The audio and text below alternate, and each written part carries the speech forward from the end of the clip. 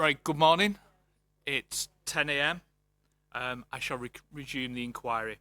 Just to confirm, it's an appeal made by Wayne Homes Northwest Limited, again under Section 78 of the Town and Country Planning Act 1990, against a refusal by High Peak Borough Council of an application for full planning permission for residential development comprising 92 dwellings, including areas of public open space, landscaping and associated works at land to the south of Dinting Vale, Glossop.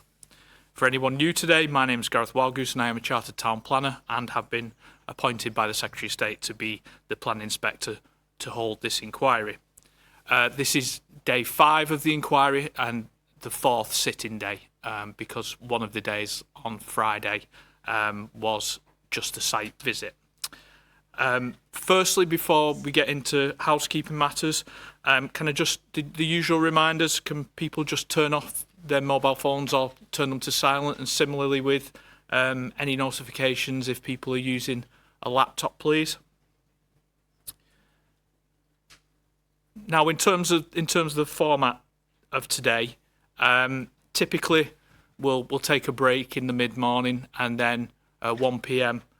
Look to break for lunch, and then there'll be a break in the afternoon. We do have a full programme today, which was slightly different to on Thursday, where there was a reserved time for unaccompanied site visits. Again, just another reminder for those who may not have been before, or if you have, in case you forgot, there are sheets just at the entrance, just to put your name down, just for fire procedures, for checks if in the event that there was a fire. We'll go through the procedures in a moment. There's also a sheet there to put your car park, your reg for your vehicle if you've parked in the car park today, so you won't receive a charge. We have had that confirmed from the hotel. Now, can a representative of the council just please explain the emergency procedures and whether we're expecting a fire drill today? We are not, sir, expecting a fire drill. The emergency procedures as we've got used to last week, out that door. But this time I'm instructed we should turn right to head to the assembly point rather than turning left.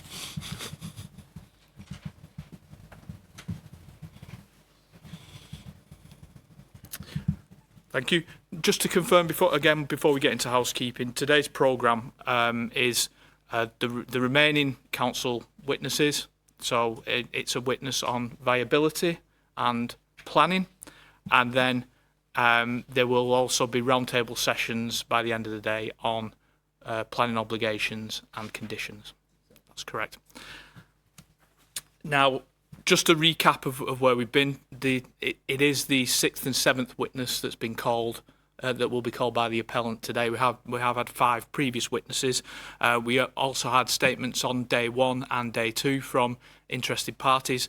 I will give an opportunity for those who may not have had a chance to speak already briefly this morning, but if there are a number of requests that can't, because we don't have a dedicated time in the programme, if we couldn't reasonably accommodate it, we would ask for a spokesperson. But I will go through the request to speak before we get to calling the next witness. Now, again, just to confirm, site visits have been undertaken. So on the afternoon of day 3, I did do an unaccompanied visit, and then on Friday morning, I did an accompanied visit, including some requests to views from neighbouring properties adjoining the site. So, moving on to housekeeping. Things, obviously, we were last sitting on Thursday last week, and we seem to have received quite a bit of correspondence from Thursday onwards. So, do you want me to run through everything as far as I can see it, and then we'll get to anything that needs any particular discussion? So, yes, and I will sing out when if what you read out I've got a hard copy of. Right, no problem. So the first document that I have is a statement from Sarah Bott, which was previously read out last week. Yes. We have that. And does the appellant have a copy of that? Not yet. Yes, electronic, yes. Yes, electronic copy. But I haven't given out the hard copies yet. Right, not a problem. Well, I'd compile the hard copies rather than keep coming, because I think we've got quite a few. And that will be a document, presumably have to be given a document number. Yes, ID 10, I think. I think I'm correct in that. I think we got as far as ID 9. Yeah, the 9 series. Yeah, there were series in ID 9, Yeah. but they're all ID 9. Yeah. Okay, and then the second document that I've received, and it would be a statement from Emma Kane, and again that was it's a written version of what's previously been given during I believe it was day 3. I presume the parties have a copy of that at least electronically. Happy for it to be accepted as ID 11. Sorry. Yes, sir.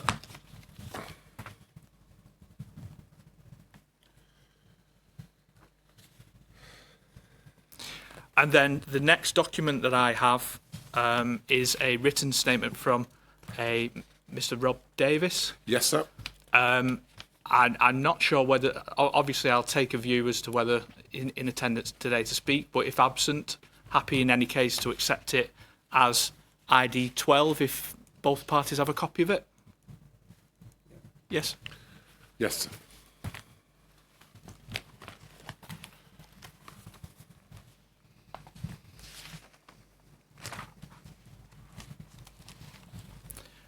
And then the next document I had is an inquiry statement from Timothy Bott, who does intend to read it out this morning, according to the correspondence.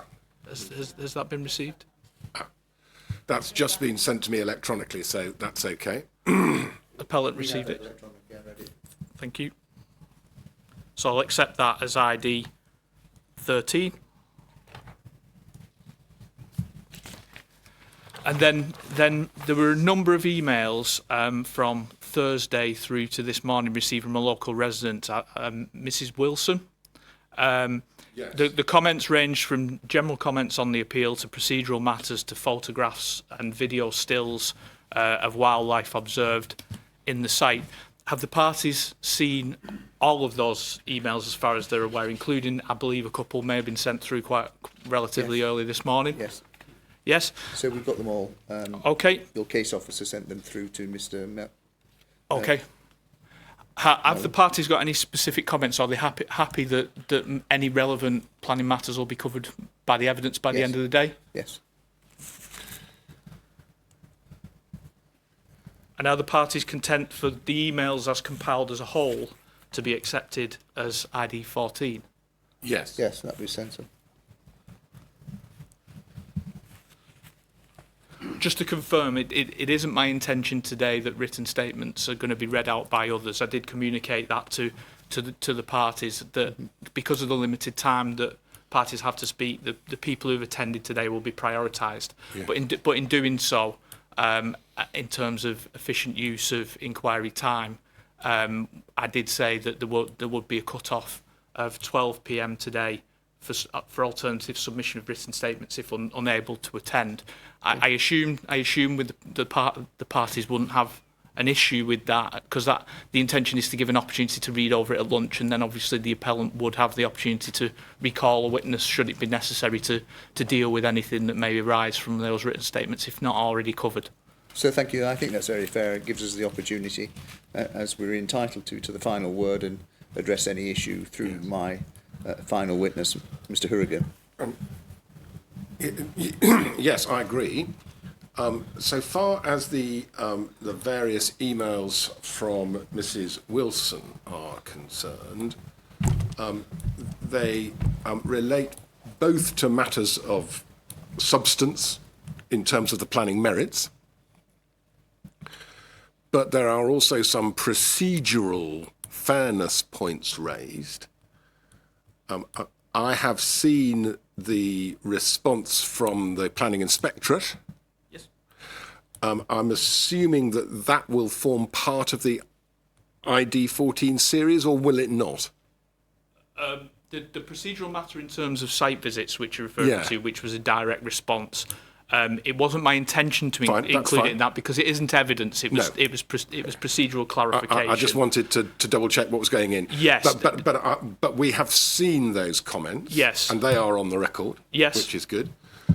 There are also other matters of procedure. For example, I think you may be jumping to the question, my next question, but I will. In that case- I will let you. No. In that case, I will keep quiet because I was about to ask, will you be calling for any comments on other matters of process? And I think you're about to tell me that you're about to deal that with was it. just what I was about to do. Yeah. So you did precede what I was going to say in terms of the site visit comments. Just to confirm, there were queries with regards to site visit procedure within the correspondence from Mrs. Wilson. Mrs. Wilson's was a property that was subject to a request to view, which was undertaken on Friday. So there were points of clarification around that site visit and the subsequent site visits that took place within the appeal site and the sites in Chinley.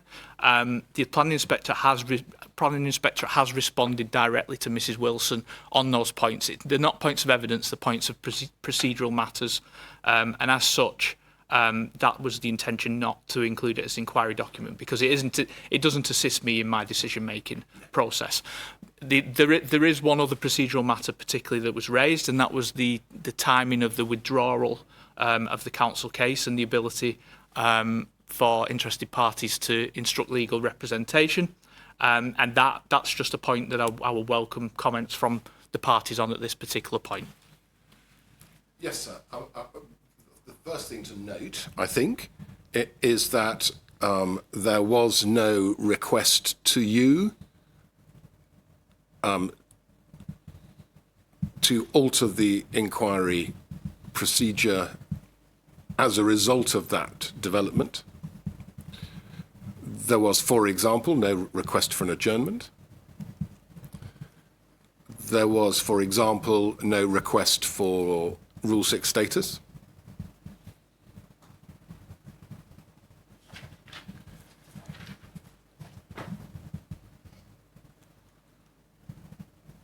Which would have been inevitable had Mrs. Wilson wanted to, for example, as she says, instruct a barrister to attend on their behalf. Secondly, there was no request on day one by a planning consultant to be able to give expert evidence at your discretion without formal Rule 6 status. Again, that would have been essential to make good any claim of prejudice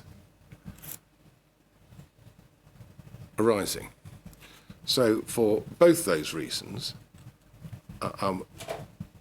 we say the process that you have adopted has not been unfair.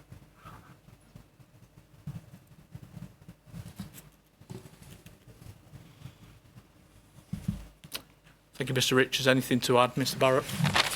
Sir, I'd like to make the point that the process that's been adopted by all the parties, and you, sir, as the person responsible for procedure, has been manifestly fair. The opportunity has been afforded throughout for persons to articulate their views. But can I just begin with a chronological point? The council's case, or at least 90% of it, was withdrawn on the 22nd of April. The part that was withdrawn shortly before the start of the inquiry concerns viability and lack of provision of affordable housing consistent with policy. Clarification, Mr. Barrett, was it 4 days before, was that right? 4 days before, yes, sir. Yeah. That has not figured largely, that particular issue has not figured largely, if at all, in the representations to you. There was, on that basis, an opportunity, as my learned friend has pointed out, to write to the inspector and say, can we now please have another CMC, at which so you could have applied your mind to how that could have been dealt with.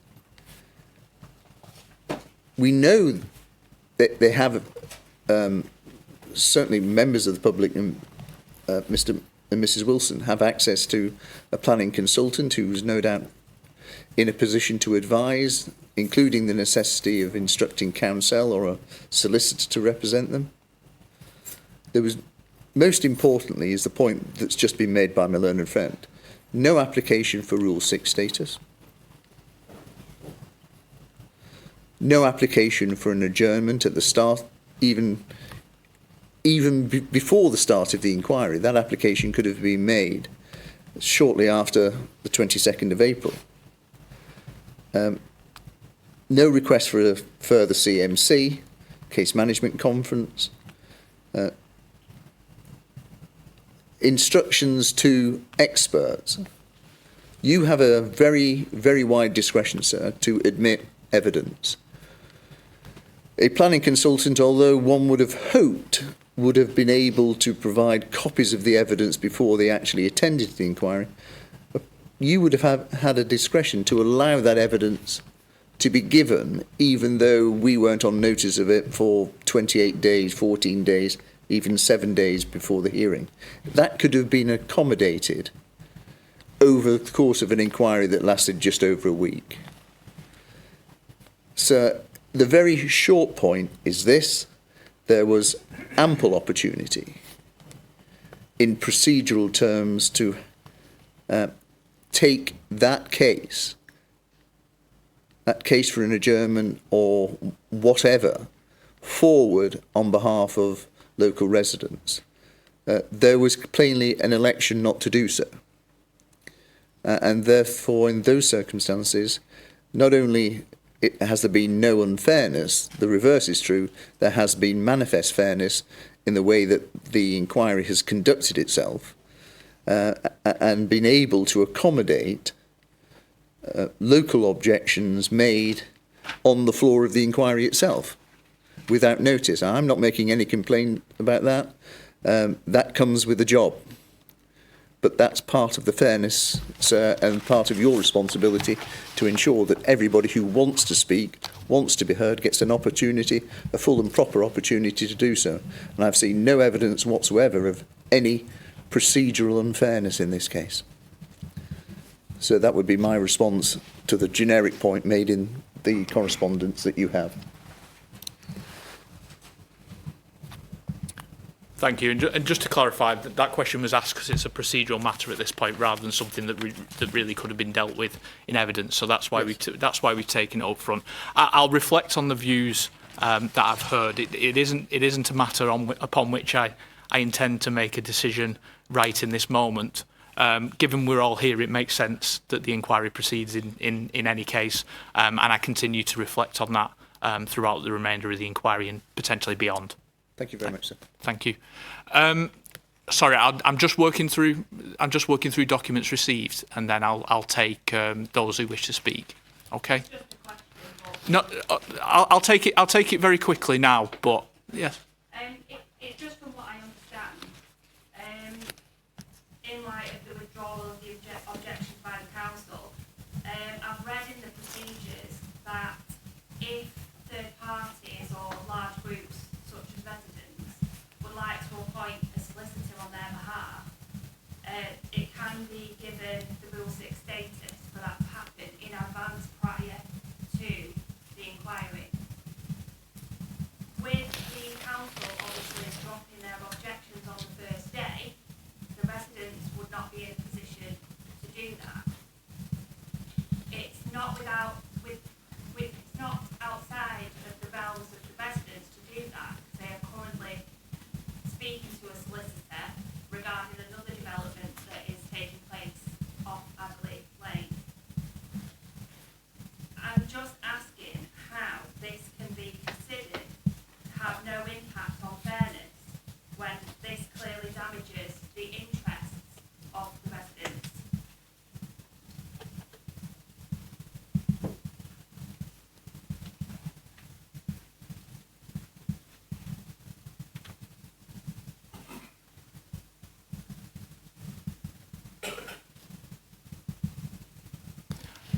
Thank you, Ms Darroch.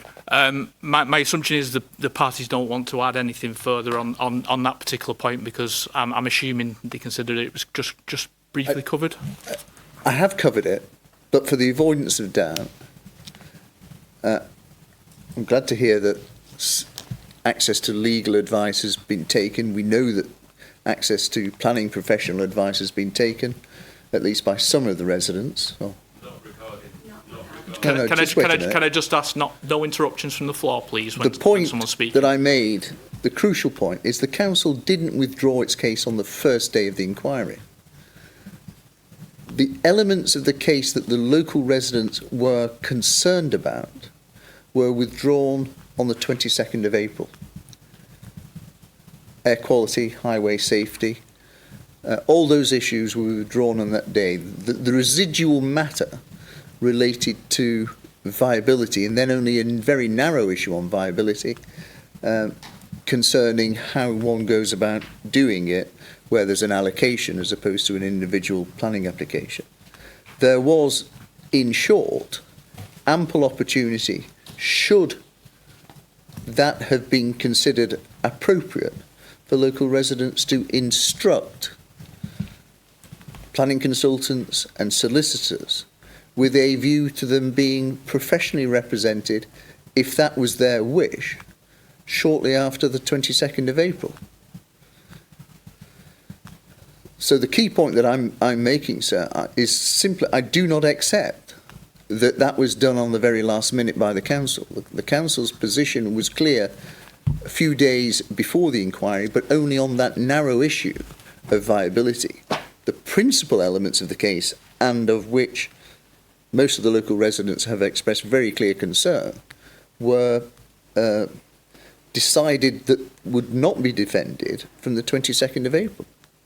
And that was that committee report that we've looked at now in some detail. So unless I can assist you further, that's my response to that. I simply don't accept. Thank you, Mr Barrett. Like I said, I'm going to reflect on it. It's not a decision that I'm going to make today. Ms Darroch. Yeah, sorry, I just wanted to make clear that I only speak as myself as a resident. I haven't got access to legal advice. I'm speaking on behalf of myself. I'm only basing my questions on what I have read in the policies and procedures for a public inquiry. And I do have a lot of concerns regarding that, due to the minimum level of awareness that has been made available about, I know you did the 2-week minimum, of advertising the fact that this inquiry was going ahead. But other than that, as a resident, we've had very little notice. So I speak on behalf of myself. I don't have legal advice. I'm literally quoting from that public procedure, and I don't understand how it is fair. And in regards to me coming along as a resident, I literally found out on the first day, whether you do that or not, I found out on the first day, I'm interested in this, that the council had withdrawn their objections. That's the people that have managed to come to this inquiry. Other people in Gloucester believe that this was rejected and that the council will still stand on these points and it's got no chance of going through. So you have devoided the residents that opportunity to understand that they are the only other voice opposing yourselves, and in that respect they absolutely would have appointed a solicitor, and that is fact coming from the residents. Thank you, Ms Darroch. Unless there's anything that Mr Barrett or Mr Richards want to add on that point, just the only clarification is that the consultation we have reviewed. I have reviewed it, and I do have the details of the consultation before me. And again, I can take that away and reflect in terms of that evidence that's in place. Mr Miskell? Yeah. Can I just ask that you just come over to the microphone, just in case it's not being picked up? Respond to Yes. something that Mrs Barrett said. Yes, Mr Richards. Just two things.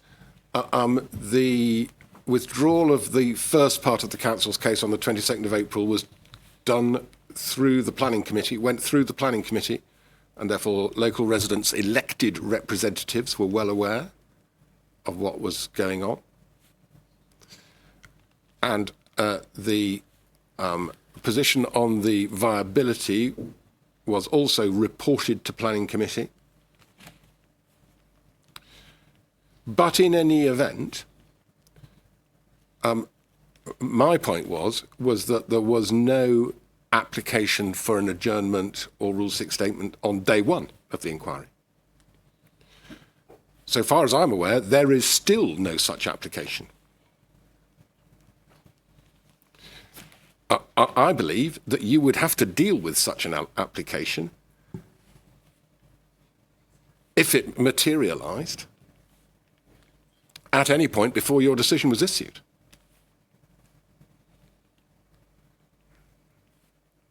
But until there is such an application,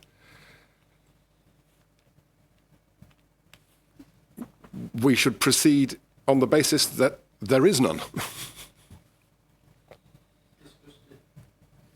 We weren't aware, can I just say, all these people heavily invested were not aware. We can speak for ourselves. Thank you. Can I not have comments from the audience? I have heard the contributions and I will reflect on it. Like I said, I'm not making a decision on any of the points raised today. We are here today, so the inquiry proceeds. Mr. Miskell? Only on this procedural point, please. Nothing else. I take on board that the brunt of the objections against this proposal were dropped on the 24th of April. But how was that commuted to the wider public? How was that decision passed across to us? Because we only got it through word of mouth. We're not there trawling through High Peak Borough Council's database on a daily basis. We've got jobs to do. We've got a life to get on with. But in addition to that, regarding Mr. O'Brien's statement, that was pulled 4 days before. Now, the wider community pinned their hopes on that. If you've read this document, we thought it had a lot of credibility, and we still believe it has a lot of credibility. And that was dropped 4 days before. So, 4 days before, 2 days of which are a weekend. So in that time, how the hell are we expected to run and find some sort of legal support, some sort of technical support in a 4-day period which covers 2 days of a weekend? And the whole issue has been about, right from day one, there has been little consultation or little information supplied to the wider public who've had a vested interest in this since 2013, other than people going onto the database. And as we've stated, a lot of people aren't technically savvy. They don't know how to access the system, they don't know how to do links. But that's my point. 4 days before, we banked our hopes on O'Brien's statement and still believe his argument is credible. Thank you, Mr. Miskell. Anything further from the parties before we carry on with other matters? Like I said, just to reaffirm, it isn't a decision for here and now. I've heard everyone's contribution, and it's a matter that I'll continue to reflect upon throughout the inquiry. One sentence, sir. The position was certainly known on day one of the inquiry. You received no application.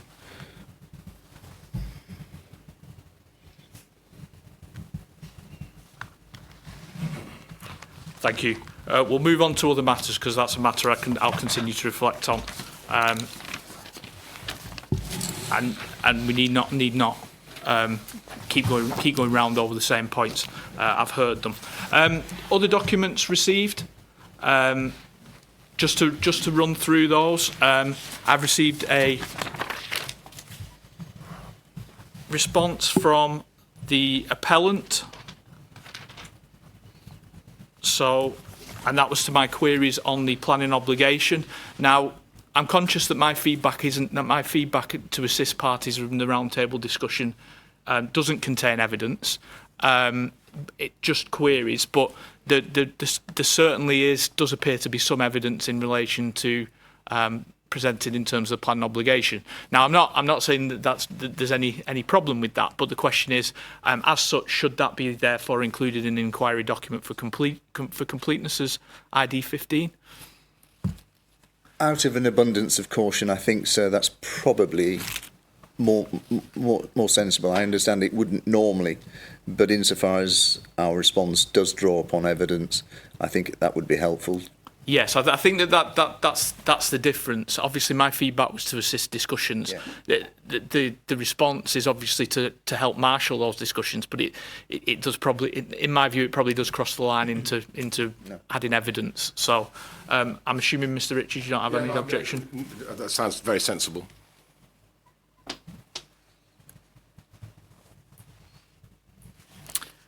And then the next was a response from the parties to inspector queries on proposed suggested conditions.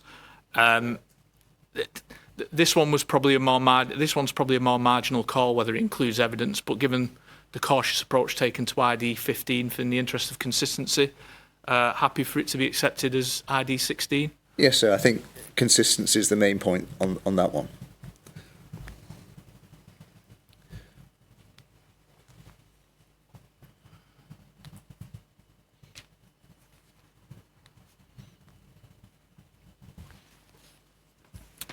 And then the next document that I received was a cost response from the appellant. So this is effectively the third piece of correspondence. There was the original application was made by the appellant.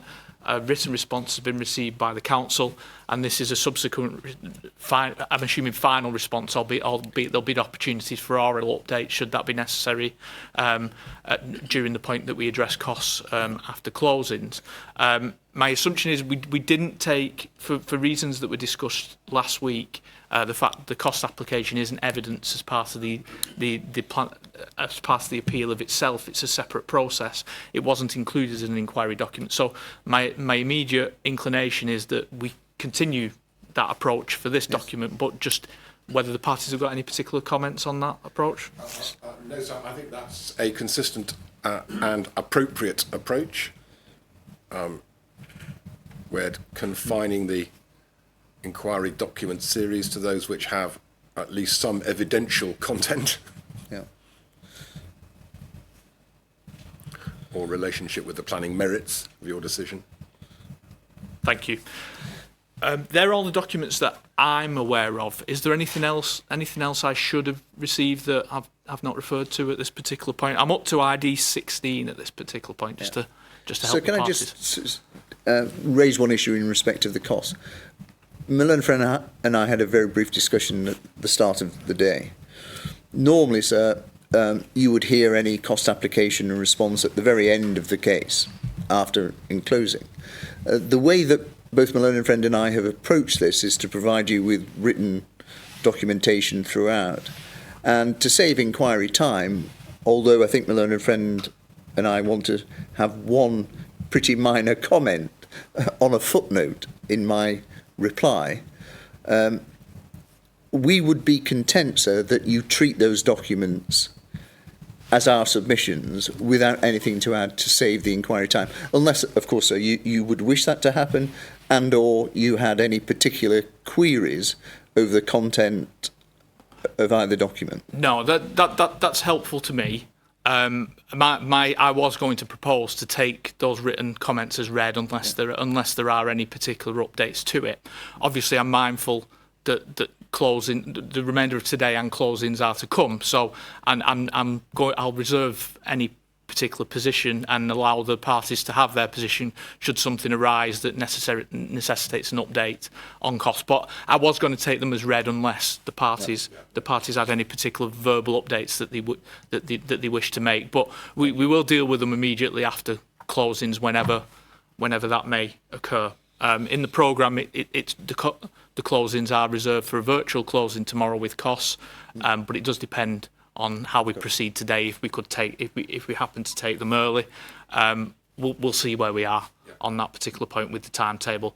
Obviously, we do have a relatively full programme today, and there are quite a number of residents in attendance. Now, I am going to prioritise those who have yet to speak. Firstly, and we do have limited time, so I do ask that you try not to repeat anything that I've previously heard.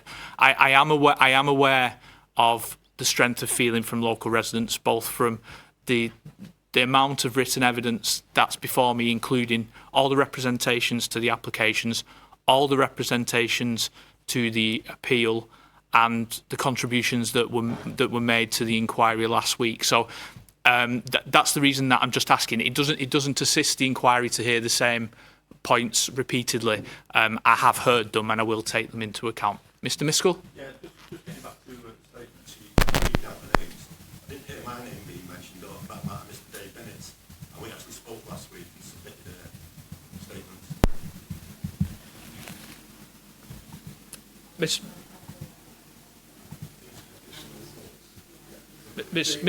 think Mr. Bennett's statement's already listed. Mr. Bennett's statement of last week is already listed. Yep. While we've been here, I've just been informed that there are 2 further statements in the course of being printed that have been received this morning by the council, and they are from Dave Bennett. yes, Mr. Bennett.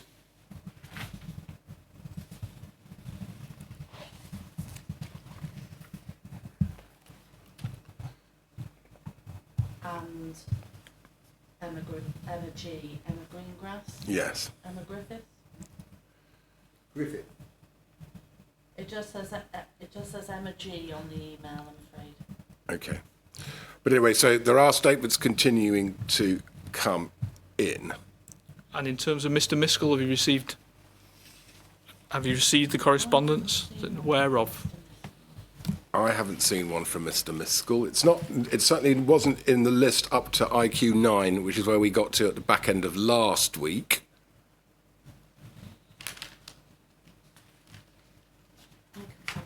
But we can sort it out.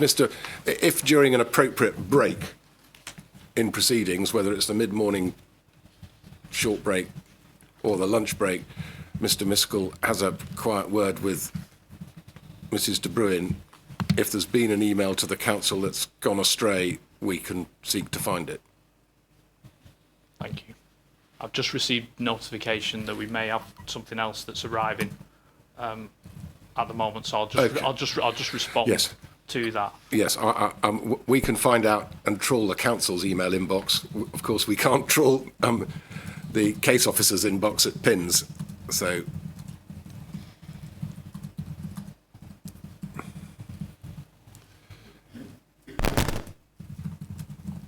I've asked. It's further correspondence from Mrs. Wilson. I think it's specific to the viability witness that will be taken today, I believe.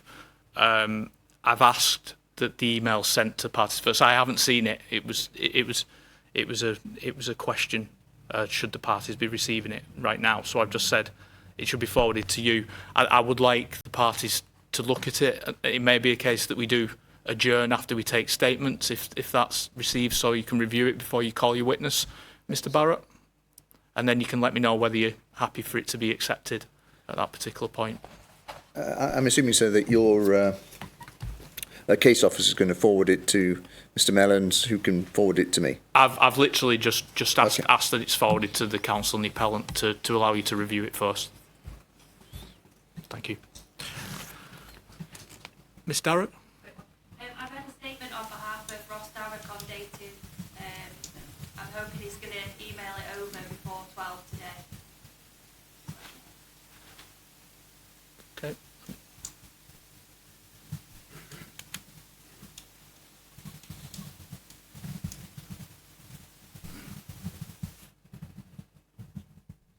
So, as far as I'm aware, we're waiting on something from Mr. Bennett,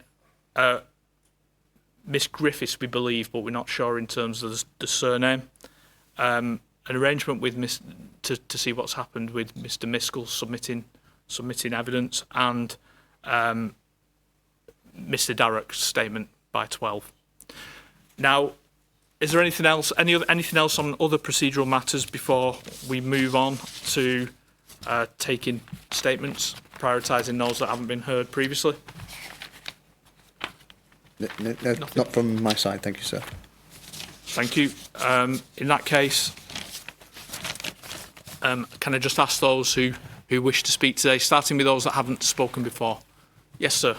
My name's John Pate, P-A-T-E.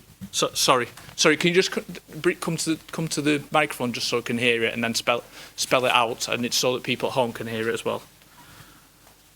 If you can just spell out your surname. Yeah, it's P-A-P-E, Pape.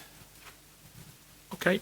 And who are you representing? Are you local resident? Myself and the High Peak Badger Group. It's only a short statement, and unfortunately, I'm only available until 1 o'clock. I'll take you first. So, what's the badger group? High Peak High Peak Badger Badger Group.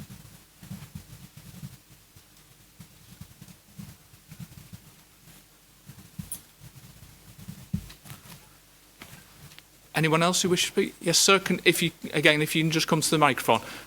When you're giving evidence, we will ask you at the table because I can hear better the evidence and the parties can there. But when we take questions and introductions, it's just from that microphone there, please. It's Jason Gleave, Gleave, local resident.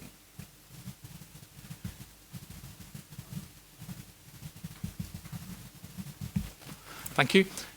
Anyone further wishing to speak? I know you've read out... Is it Timothy Bott? It is, yeah.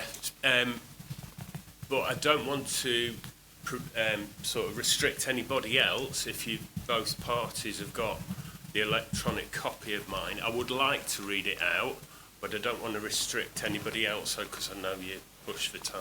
Well, the point of reading it out and the reason why there's a different approach to making a statement in the room compared to written statements is if you give a written statement here, there is the opportunity, should you wish to do so, to answer questions. Right. And obviously when evidence is tested through questioning, it can carry more weight than just a written statement alone. So that's why there is a difference. So if we do have time, we will take a statement. But anyone giving evidence today, it's entirely at their discretion whether they do take questions from parties or myself.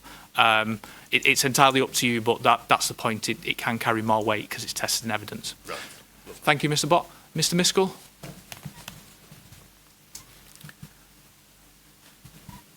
Yeah, a further statement on behalf of, well, it's numbering over 1,000 petitioners now. Do you just inform me of one or two queries you'd like to be raised?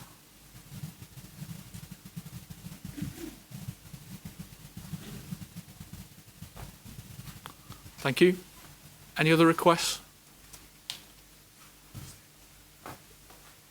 I think you've got my written statement, Mr. Bennett, electronically, but it's only a short statement and I'd quite like to read it out, and I'm more than happy to answer any queries in relation to it. Yeah. Thank you, Mr. Miskell and Mr. Bennett. I will take you both again, but I do have to advise both of you that I won't accept evidence that I've already heard. So you need to be moving the evidence forward rather than repeating what's already been said. You did ask during my statement, as regards AQMA, about the periods of blockages on the A57. So basically, it's in this statement, been supplied with the information, just a list. Like I said, if it's new evidence, that's fine. I don't want to hear the same evidence over and over again. It actually helps. You will get a better understanding how the traffic flow's been restricted across here. Thank you, Ms. Chris. Like I said, as long as it's new evidence, there isn't an issue. I just have to give the warning because efficient use of inquiry time, hearing the same point over and over again, isn't helpful. Yeah, if you feel it's the same evidence, just feel free to put it. No doubt you will. No doubt I will. Thank you. Anyone else who wishes to speak? Okay. Right. In that case, are the parties happy to proceed? Happy for us to take statements? Yep. Like I say, we'll work through the statements now. It will involve an adjustment to the timings, but I think we do potentially have the ability to make it up given the work that's been undertaken in advance on the planning obligations and the conditions. I think that's right. So yes. So I think it is necessary to take the statements now. This will be the final opportunity to speak. So that's just to confirm, because today is proposed to be the last sitting day. That's notwithstanding my consideration of that procedural matter and any decision I should make in due course. But based on the inquiry time that we have in place right now, it is the final opportunity to speak, because tomorrow's a virtual sitting day and it doesn't involve even me asking questions, never mind any other presentation of evidence. Closings are effectively summary of where the parties have got to at the end of the inquiry time and the evidence that I've heard. Okay, with all that said, I'll move to Mr. Pape, please.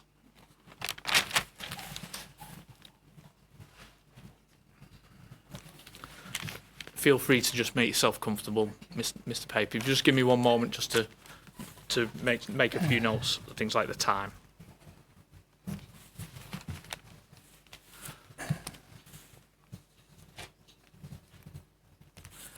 Thank you, Mr. Pape. Okay. My name is John Pape and I've lived in Simonley, Glossop for 35 years. I'm also a member of High Peak Badger Group, which is a voluntary group whose primary role is the protection of badgers. I've been a member of High Peak Badger Group for over 30 years, during which time I've gained a wealth of knowledge in relation to badgers and their habitat. In the evidence given to this inquiry last... Sorry, Mr. Paper, sorry to interrupt. The only thing that I've got to advise you in particular with respect to badgers is if we can refrain from any comments that identify where sets may be. So Okay. you need to be non-specific in terms of where sets may be. Now that is necessary because of the risk of activities such as badger baiting, appreciate etc. that. So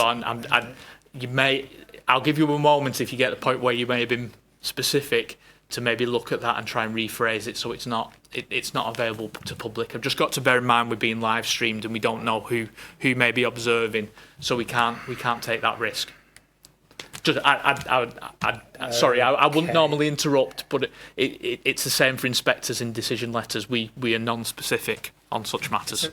It's a little bit difficult because the essence of my inquiries is basically I've been monitoring badger sets in the local area, and the object of my coming here today is really to give evidence that there are badger sets close to the proposed development site, and that, in my opinion, they're coming down onto the proposed development site to forage, and local people have seen evidence of this. But if I can just go back to the statement I've written. No, sorry, I am really sorry to interrupt you, but that was a very important intervention because I couldn't allow you to continue because you couldn't not unsay it, shall we say so. So I've covered the fact that I know the badger sets in the area, and that in my opinion they're coming down onto the proposed development site to forage. In the evidence given to this inquiry last week by the ecologist acting on behalf of Wayne Holmes, she stated that based on survey information, badgers are not present on site. Many of the locals, including myself, were dismayed by what they heard, and some have seen evidence to the contrary. And in the interest of fairness and clarity, I feel obliged to respond.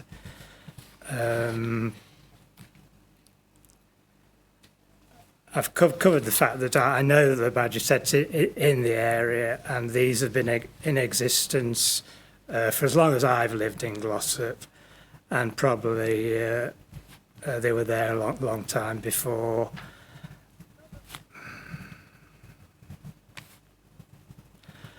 I've monitored the sets in the area for many years.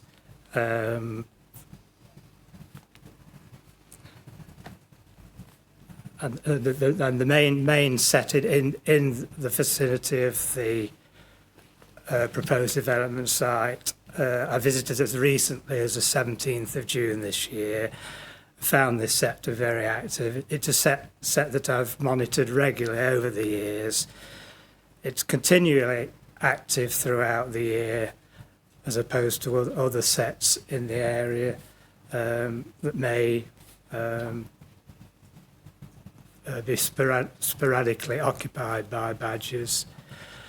I don't know the extent of the ecological survey that was carried out, but you don't have to venture far along the path which leads from the proposed development onto the railway embankment to find evidence of badgers. As I said earlier, I have no doubt that the badgers will be coming down from the embankment to forage in the field subject to this planning application, and that the paths described by the ecologist as mammal paths are in fact used by the badgers. Mr. and Mrs. Wilson, who live in the house immediately adjacent to the field, have video footage of them in their garden. They've also been seen on the cricket field at Dinting and the back gardens of houses on Simony Lane.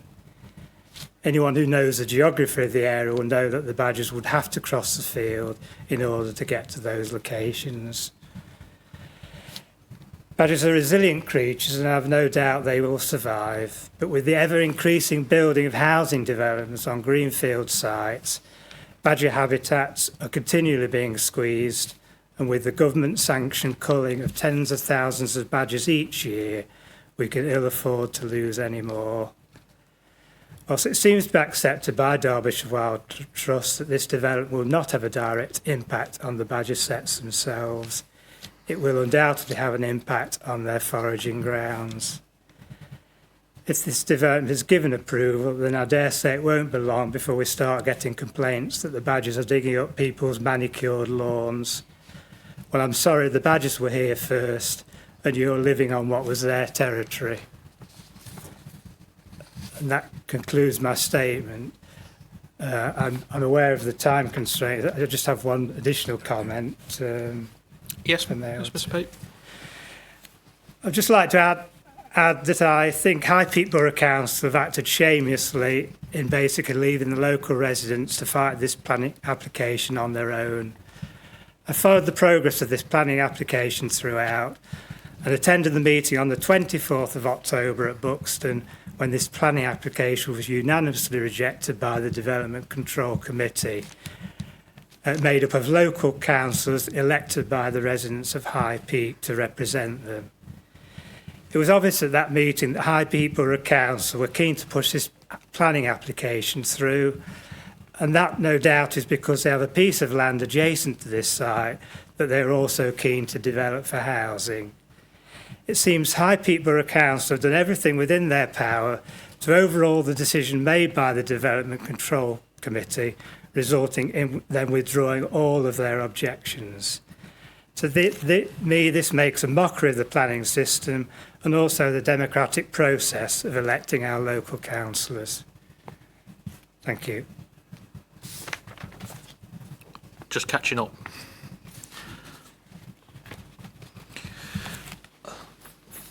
Thank you, Mr. Pape.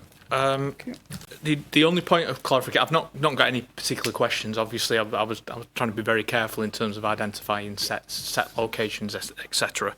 And I think it was suitably vague on that particular point. But the one point you did raise was Mrs. Wilson's correspondence. Now, just to confirm, in ID 14, those stills of the video have been submitted, and I have them before me.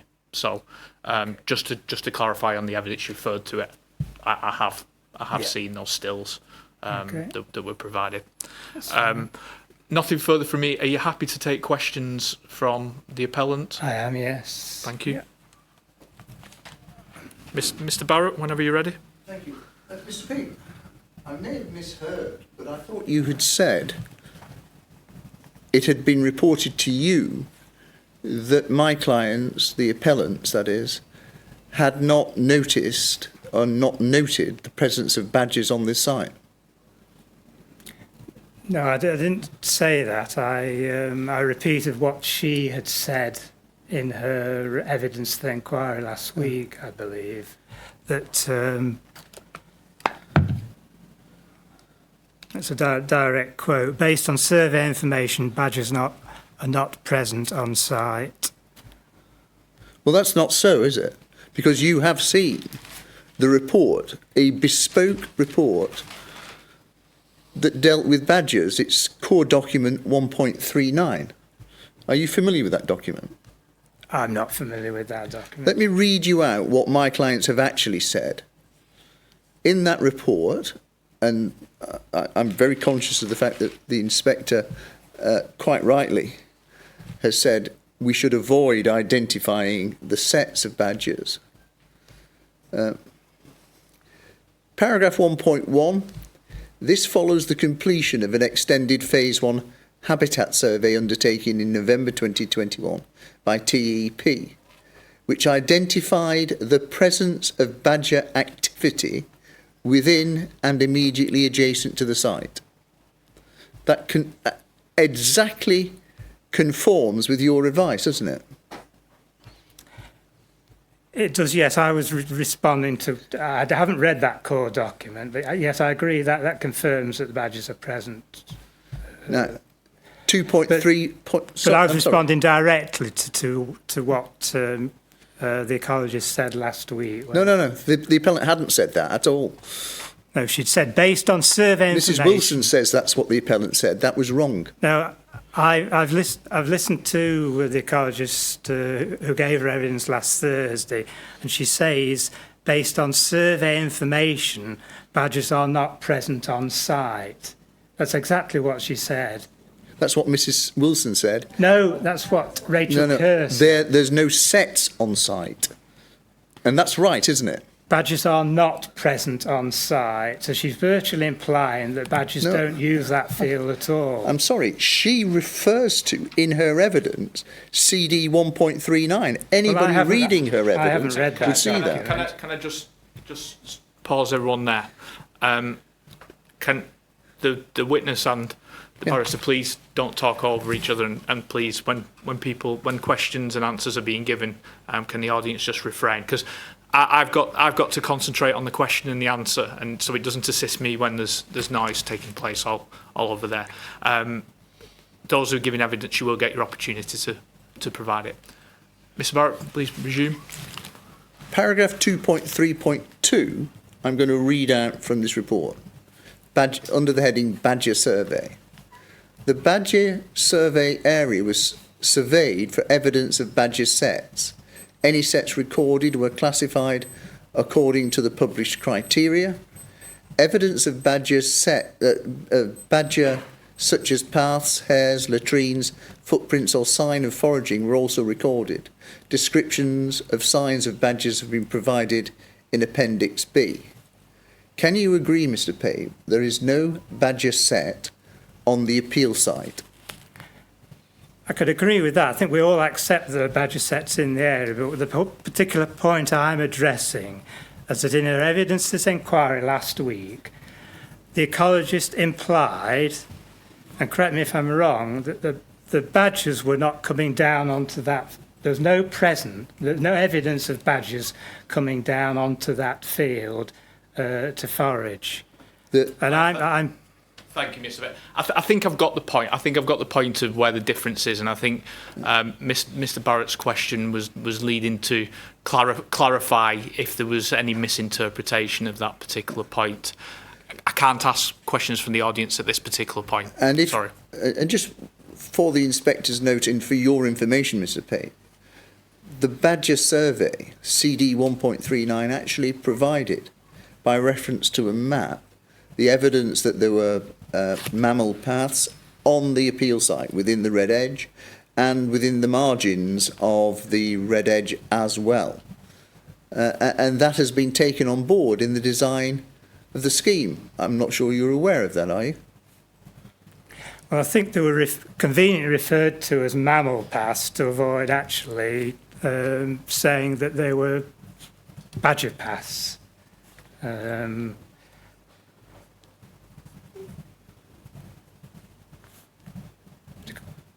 The evidence was that that's what the badgers are using. That's the purpose of a badger report.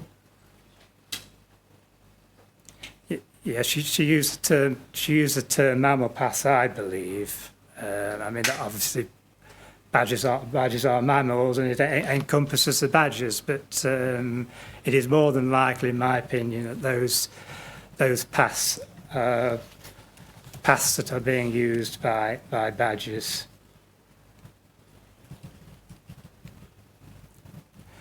Badger paths have distinctive signs. They tend to go in straight lines, and they travel from. They use the same paths every night when they go on their foraging trips. Mr. Pate, I'm sorry. They go underneath fences where other animals wouldn't be able to go. Now, I understand you haven't seen this badger survey. Is that right? I haven't read it in detail, no. Have you read it at all? I don't think, no. Were you aware of it before you gave your evidence? Were you aware that my clients had actually produced a bespoke badger survey? Well, I assumed it would be included. Were you aware, Mr. Payne, that we had done the work? Well, obviously I was aware that an ecological survey had been carried out. It's not an ecological survey, it's a bespoke, specific for badgers. Were you aware of that? I haven't read all the documents, no. And even if you'd read the ecology proof of evidence, it's one of the documents that was listed on the face of the evidence, wasn't it? If you look at it. As I've told you, I haven't read the document. The purpose of me coming here this morning is to respond to the ecologist's evidence that was given to the inquiry last week, which I felt was misleading, Right. and so did many of the locals who had seen evidence Can't to take the questions, contrary. Mr. Miscon, sorry. I'm not going to take that any further, but so that the factual position is absolutely clear, the appeal site doesn't contain a badger set, we can agree, I can agree. and it has been acknowledged in the evidence of the appellant in respect of a specific survey that badgers are using the appeal site. Correct? You know, I accept that because the evidence given here by the ecologist, there was no mention of badgers using the appeal site. I read out, She referred to them as mammal paths. if that's your position, Mr. Pape, so be it. I have no further questions. Thank you, sir.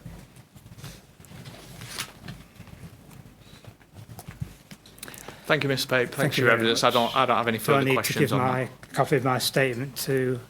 that. If you can, the council happy to take it and then it to be circulated from there. We'll deal with additional documents after the break if we've got anything before we call witness.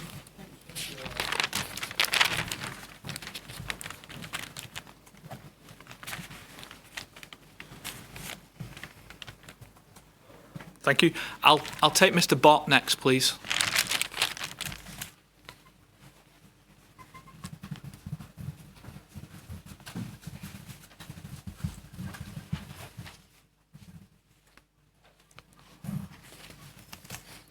Good morning. Whenever you're ready, same principles apply. I will ask you whether you wish to take questions after you've given your statement, if that's okay. Okay. Thank you. Good morning. My name is Tim Bott and I am a resident of Adderley Place and have lived in Glossop for 30 years. I would like to make a short statement in opposition to this planned development. Any questions contained are either rhetorical or aimed at the inspectorate to consider. I apologise if some points go over same ground, but I was unable to attend earlier in proceedings. Firstly, is the topography of the site factored into the traffic and emissions estimates? As previously stated, families where one or both parents or carers are working are likely to drop their children at school on the way to their place of work. With this in mind, and all other journeys occupants would take, is there a software model that calculates the increase in journeys made by car in relation to the gradient to the routes that are to be travelled? The appellant states, this quote, "The site is located in close proximity to shops and services promoting sustainable means of travel." But when you visit the site and consider the new access road, the footpath at the side of the cottages and Adderley Place itself, you will clearly see that it does in fact do quite the opposite and will do nothing but encourage increased car journeys. The fact that one other example of this level of gradient was permitted shouldn't be a reason to allow it here. Two wrongs don't make a right. Secondly, I would like to outline my concerns regarding access to my property. Wayne Homes are fully aware and have declared that they cannot prevent our legal access via PROW 50. There has been no consultation with residents about how this will be achieved, especially during the construction process. I directly emailed Claire Campbell to inquire about this very matter, and all she would say that access would not be restricted and we could continue to use the lane. It was only in the revised plan after initial rejection that Wayne Homes offered any form of solution, still without consultation with those impacted the most. Whilst Wayne Homes have provided residents with, as they say, a better option by allowing us to use the new access road, how do they propose to build this road without obstruction? I am not convinced by the solution Wayne Homes have offered. Consider the scenario. My child has a place at Simmerley School and I live on the lower part of the estate. To pick my child up is fine, but when Sorry. It's fine. Go ahead. To pick my child up, I drive either from my place of work or from my house using the new access road, turn right onto the A57, right at the roundabout, up Simmerley Lane to reach the school. Coming home, I drive down Simmerley Lane and do not wish to sit in congestion on the A57 outside Dinting School, so I turn onto Adderley Place, go straight across the raised table, turn round in the residence car park and travel back to the raised table, turn left to my house, avoiding any traffic. This is just one example. It could be used similarly by delivery drivers. In addition, let's imagine the A57 during the construction phase of the access road. It only took for Dinting School to hold their sports day on Friday afternoon to completely block the A57, which led to police being called. Yesterday, PCSOs were outside the school ensuring traffic could move freely. My wife is a deputy head teacher at a local school, and she has spoken to Lynn Elliott, the head of Dinting, about the development, and Lynn has given her permission to read out the following. The proposed housing opposite the school, along with the bypass and increased traffic through Glossop, all adds to the pollution outside Dinting, which I believe is impacting negatively on my numbers. You may have heard about the traffic problems yesterday's sports day caused, which resulted in police attending and more bad press. My governors are opposing these houses. I've got a copy of that if anybody requires it.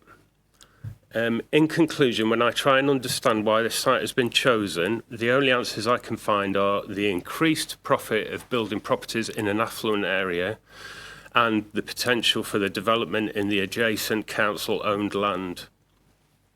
All we can ask is that the inspector looks at this site and considers that if another development of this size is needed in Glossop, does this one add to the town more than it would take away? If in your wisdom you decide to grant permission for the development, where is our recourse when the inevitable issues raised here with you become our reality? Thank you for your time. And can I just mention or ask a question about the statement that Mr. Pape has just given?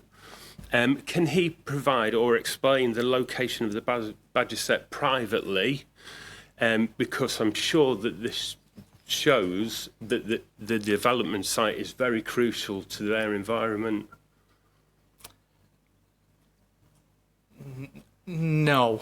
No, there isn't the opportunity for a closed session to give that evidence, and I'm not, based on the evidence that's before me and what I've heard, I feel that I have an understanding of where they may be. Okay. To the extent that it isn't something that I could particularly report in the decision notice in any case. So the value to me in terms of understanding the precise location doesn't assist the decision that I ultimately make. The broader point that's been given and the responses to the questions, together with the evidence that I've got, I feel that I've got an appropriate understanding of the activity that's occurring or otherwise in that particular location. Okay. Thank you. Thank you. I think I stated at the beginning that any questions were rhetorical and aimed at yourself to consider, so I wouldn't like to take any questions. Okay, if you don't wish to take questions, that's absolutely fine. Obviously, you've heard the point that it's effectively treated similarly to a written statement in that context. But okay, thank you very much. Thank you.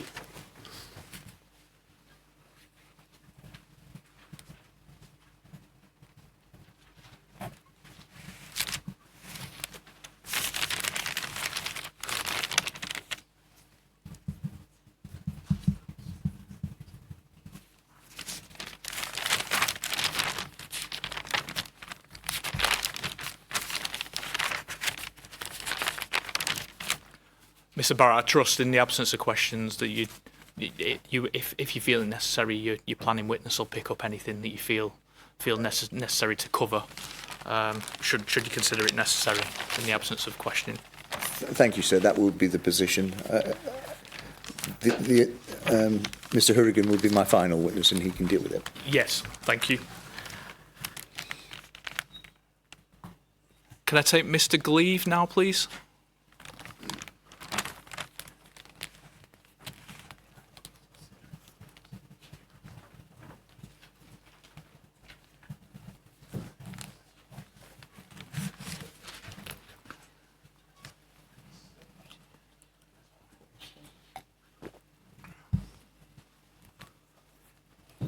Thank you, Mr. Gleave. Whenever you're ready.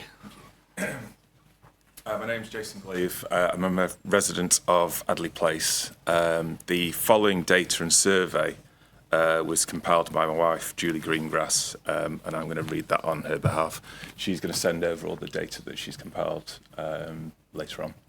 Thank you. By 12, if that's... Yes, if she's aware. Yes. She sent me a message. Just to reaffirm it, that cut-off date is necessary. It's to allow myself and the parties the Well, opportunity to she's review watching it. now, so Yes. she will have heard Yes, that. that's So fine. Thank you. You heard that, Julie? Right.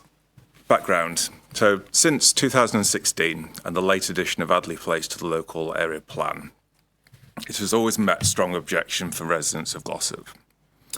After a recent review, a requirement for a minimum of 30% affordable housing has been classed as outdated by the local council. This decision has been unpopular with residents. It has not helped the council meet their annual housing targets, only achieving them twice since 2016. The most recent data from the High Peak Borough Council local plan, which was on the 23rd of June 2022, illustrates this decline. And again, the figures are on the hard copy that the electronic copy she'll send over. Despite additional building in the High Peak, the council is still not meeting the housing needs locally, which is surely what a local area plan should be about. Land and housing development. Land in the High Peak available or suitable to build on is finite, yet the housing targets appear to be infinite. It is crucial that designated land is used efficiently and to meet local needs. There is a concern that developing properties that are too expensive or not right for the type of local market could be considered an improper use of scarce land. It is counterproductive for the council to accommodate development plans from developers who claim that infrastructure costs make a project unviable, especially when it results in a shortage of the housing needs in the area. Survey insights from local estate agents. In a survey conducted of local estate agents, which is in a separate document, many indicated that the balance between property supply and demand in Glossop is skewed. The housing plan submitted by Wayne Homes does not address these issues effectively. Estate agents provided key insights to the housing market in Glossop. Firstly, the need for more bungalows. There is a significant need for more bungalows. Larger 4 to 5 bedroom homes are not moving in the market because there is no suitable downsizing option for empty nesters such as 2-bedroom bungalows. Demand for 2-bedroom houses. Young couples, especially those moving from nearby towns in the city, are seeking 2-bedroom terraces priced between £100,000 and £200,000. Increasing stock in this category could help young couples get on the housing ladder for both inside and outside Glossop. Issues with flats and apartments. Although there are 2-bedroom flats and apartments available on the market, first-time buyers are often deterred by high service charges. Additionally, these properties tend to sell slower in a sluggish market. Properties over £400,000. There is a notable difficulty selling properties priced over £400,000. Many homes in this price range are being reduced due to low demand. Ageing population. The population in England is ageing with significant increase in the number of older adults. In the last 40 years, the number of people aged 50 and over has increased by over 6.8 million, which is a 47% increase. Those aged 65 and over have risen by more than 3.5 million, a 52% increase, now making it up to 18% of the population. Projections indicated projections indicate that the number of 65 to 79-year-olds will increase to over 10 million, a 30% increase in the next 40 years. The fastest growing segment are those aged 80 and over, which is expected to double to over 6 million. And that information is taken from the Centre for Ageing Better, and Julie's put the link on the electronic copy. This demographic shift aligns with the local estate agent's observations that there is a growing need for housing suitable for older adults. Local challenges. Several issues have been identified with recent housing developments. The concern is that these issues could also affect this development. Unadopted roads. In many new housing estates in Glossop, roads have not been adopted by DCC, leading to desperate problems for residents. For example, Croft Park has residents paying to complete the tarmac following the bankruptcy of the developer, and Charlestown View has unfinished roads with raised manholes and improper drop curbs. Construction and land stability issues. Developers like Ecotech on the Glossop Road face land stability challenges with unfinished houses requiring demolition to meet building regulations. In conclusion, the current housing development plan for Wayne Homes does not adequately address Glossop's housing needs. The lack of suitable and affordable housing options is a significant issue. There is an urgent need for more bungalows for older residents looking to downsize and to free up larger family properties, affordable two-bedroom terraces for young couples, better management and completion infrastructure in new housing estates, contingency plan to meet costs and development and future management of the site, with the instability of an election and war potentially affecting interest rates in house purchases. Confirmation that the management company that can maintain the estate to a high standard, especially the access road, should the property sales prove to be slow. Developing properties that meet local needs rather than meeting profit and cost targets of the developers, and only appealing to incomers will help avoid exacerbating existing issues, such as the strain on local infrastructure, including leisure facilities, the swimming pool, the leisure centre, and the oversubscribed Scouts and Girl Guides, and the slow sell-through rate, ensuring that new developments align with the actual housing demands of the Glossop community is essential for a sustainable growth, high-quality estates, and resident satisfaction. That's it. Thank you, Mr. Cleave. I don't have any specific points of clarification on what I've heard. Are you happy to take questions? I can take questions. I'm not entirely sure how well I'll be able to answer them because, I didn't put the survey together, but I can give it a start. Good morning, Mr. Cleave. Morning. Quick question. My client's proposal is a full application, Okay. so that you will be able to tell what proportion are different bed numbers. Yes, we have that information. Yeah. And you will know from that information that 30% will either be one or two bedroom properties. Are those the affordable houses that you don't want to build? Those are the properties that my clients are proposing. Okay. 30% one and two bed. And can I just read you a paragraph from the committee report, which is core document 3.1. Certainly. Having set out the proportion at 7.35 of the mix of houses, they refer to a document that is known as the HELNA, which is the Housing and Economic Land Needs Assessment, which sets out the proportion of housing needed in Glossop. Okay. I don't know if you've had access to that document. I personally It is haven't a had access. public document, but Okay. I'm not surprised if you say I haven't read it from cover to cover. Having done that exercise, the conclusion of the report to Planning Committee is the above data analysis, this is 7.312, the above data analysis indicates that the indicative mix is broadly in line with the requirements, that's of the HELNA study. Use of the market adjustment scenario for benchmarking is considered preferable, as this takes account of the increase in demand for larger properties in response to post-pandemic working patterns and related home working requirements. So in short, the officers of the council considered the mix that was being proposed as entirely appropriate for Glossop and High Peak, didn't they? Can I just ask a question before I answer that? What percentage of the, I don't have the figures to hand, but my wife did show them me. What percentage of the build are within the £400,000 that are struggling to shift in Glossop at the moment? Well, sorry. No, that's fine. It's fine as an illustrative that you don't have the answer to that. I can't unless Mr. Barrett really wants to assist on that point. He's asking the questions and he's not giving evidence. So unless he has it to hand as part of the passage that he's referred to, there can't be really a reasonable expectation.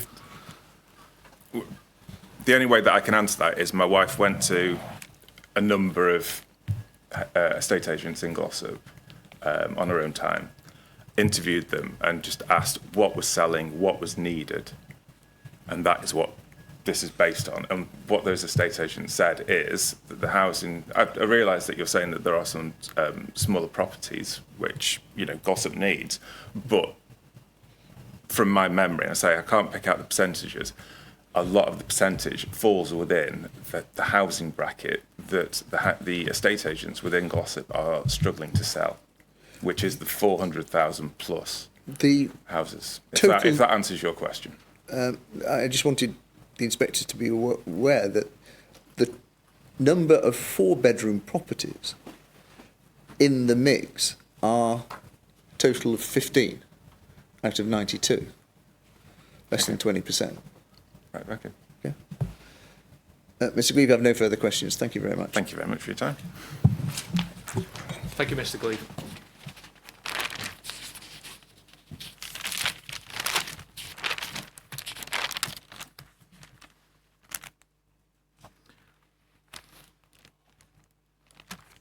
Mr. Bennett?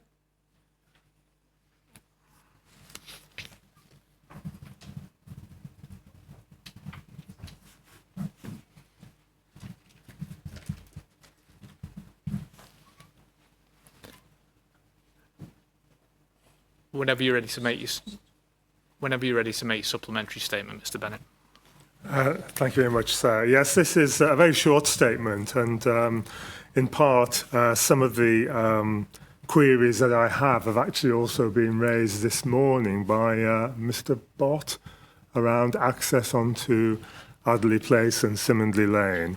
But I just wanted to confirm, really, that the verbal statement that I gave at the inquiry on day one did actually endorse the written comments that I'd already submitted to the inspector, confirming my objections to the proposal.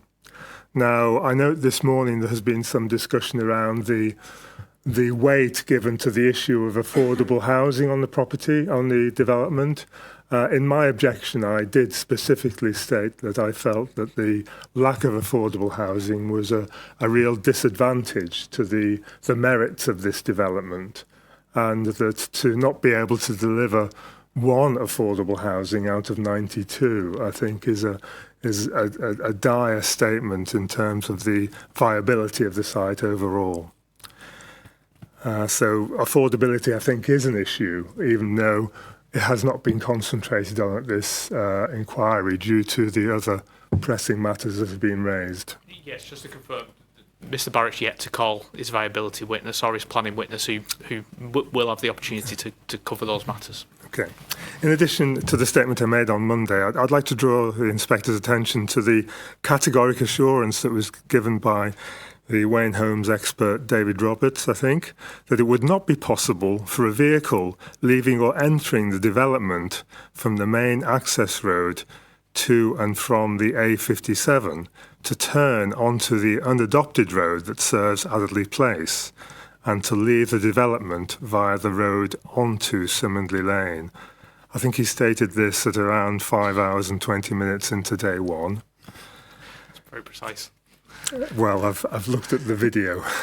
After further review of the evidence given by Mr. Roberts on day one, and around 6 hours and 27 minutes into the inquiry, again from the video, it would seem that It would be possible for delivery vehicles, I think has already been said this morning, or other vehicles, entering or leaving the development on the main access road to turn west towards the houses in Adderley Place to make deliveries.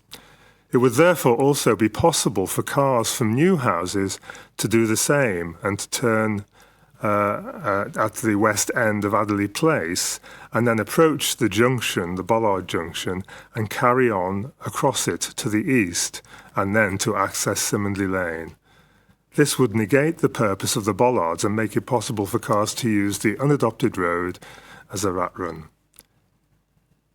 In view of the desire to avoid this possibility, if the developer were to succeed with this appeal, it is essential that a planning condition be imposed to avoid this possibility so that the development cannot be completed until it is shown to be impossible for cars leaving the development to use the unadopted road as a rat run. Thank you. Thank you, Mr. Bennett. I believe I've heard a similar. Just for clarification, I believe I've heard a similar issue in the evidence from Ms. Greengrass. So obviously, if you look at the video, you'll see that issue has been raised about being able to turn west and use the turning head or informal turning head on Adderley Place for vehicles to turn around and go down Simonley Lane. So I have heard that. Okay. I've heard that point. Are you happy to take questions from? Yes. Certainly. Mr. Barrett. I have no questions. I'm going to rely on Mr. Roberts' evidence and expertise. In that case, thank you, Mr. Bennett. Thank you. I think we have time before a break, as long as the advocates are happy to take supplementary statement from Mr. Miskell. And I think that may be the last that we've got. Or would you like to take a break? No, let's crack on, I think. Probably. Yes, Mr. Miskell, I believe that is the last, unless anyone corrects me. So, Mr. Miskell, if you want to make a supplementary statement now, please.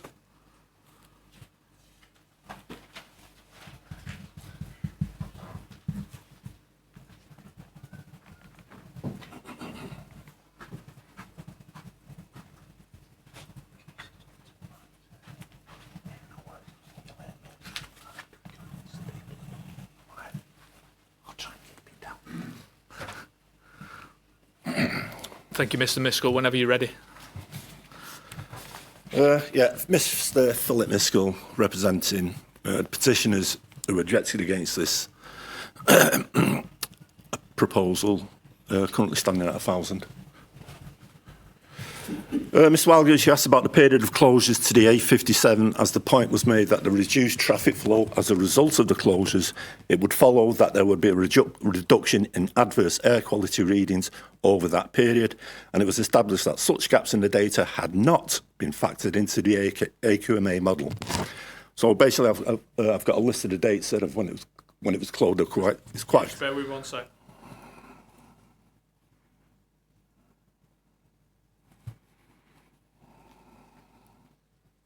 Caught up. You can just go slowly and give me those dates, please. Well, I can pass this to you. No. Don't pass me any evidence at this particular point. If you want to read it out, obviously there's a cut off for written evidence of 12 p.m. today. Right, eastbound carriageway, February 2022, closed 1 month due to landslip.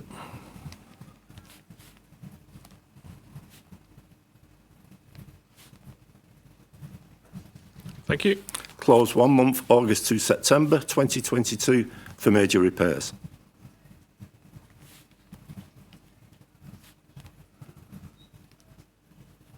Yep.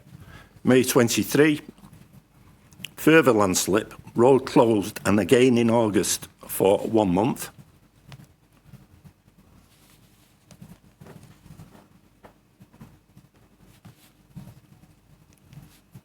Yep. Proposed closure October 2024 for 1 month for major maintenance.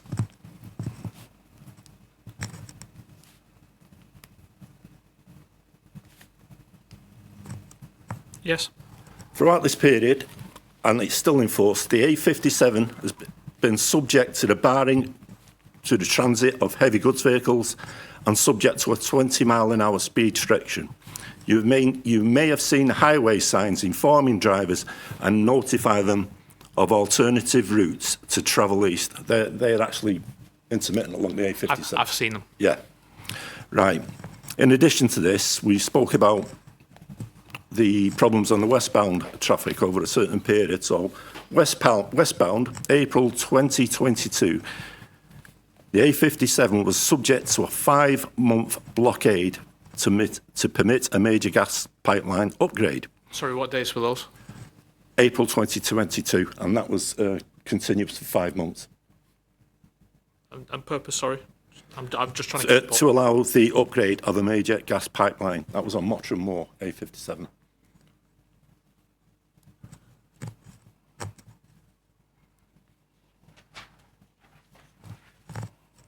Yes. Again, this was admitted by the appellant's expert that blockages east or west were not factored into the traffic AQMA model as an indicator for reduced levels of nitrogen dioxide. To date, the restriction east has drastically reduced traffic counts, which can only realistically be recorded once the A57 is fully open. And just to give you an indication of the volumes we're talking about going east, in Derbyshire County Highways own database, it states there are 30,000 journeys a week over the A57 towards Sheffield.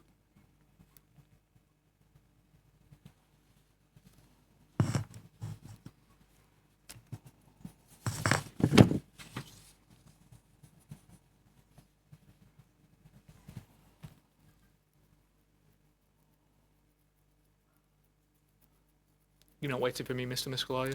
I am actually, yes. Oh, no, that's okay. I'm usually interrupting there. I'm trying to be... I'm ready. No, I mean, it's the last day of this appeal, and I'm finally getting it right. So, right, the council fully intends... This is a mix of questions which I've had to cobble together, which have been put to me from people who have signed the petition and put their views forward. The council fully intends to develop the council land on the back of this application, if approved, and intends to add another 30 to 40 houses, proposing to use the A57 access. So the reality is, we are talking about 130 plus houses, which has always been the case. It's not hard to reason that the results of all the current highway service traffic plans, 106, CILs, the effects on the AQMA, or any other data submitted, despite being argued they are as robust as they are based on 100 houses, are now, to my mind, degraded by this proposal. In effect, we're talking about whatever figures were submitted, 30 to 40% over and above once these houses are put forward, or if they do come to fruition.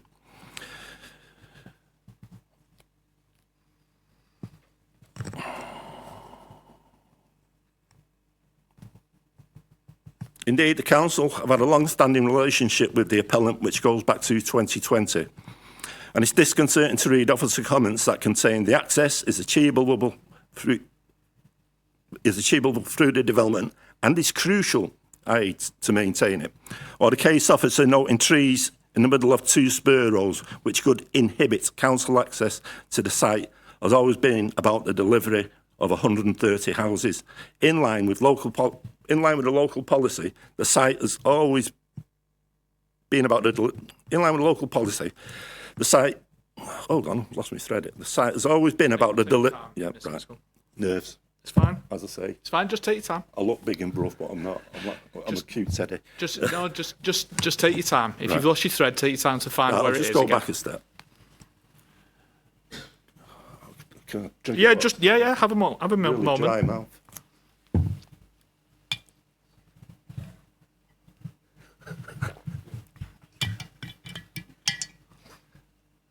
Typical male.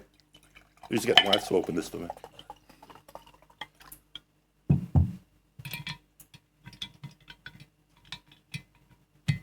Whenever you're ready to resume, Mr. Miskell. Right, no worries.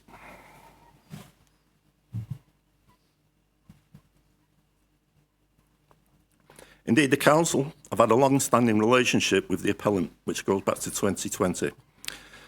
And it's disconcerting to read officer comments that contain the access is achievable. The access must be achievable through the development and is crucial.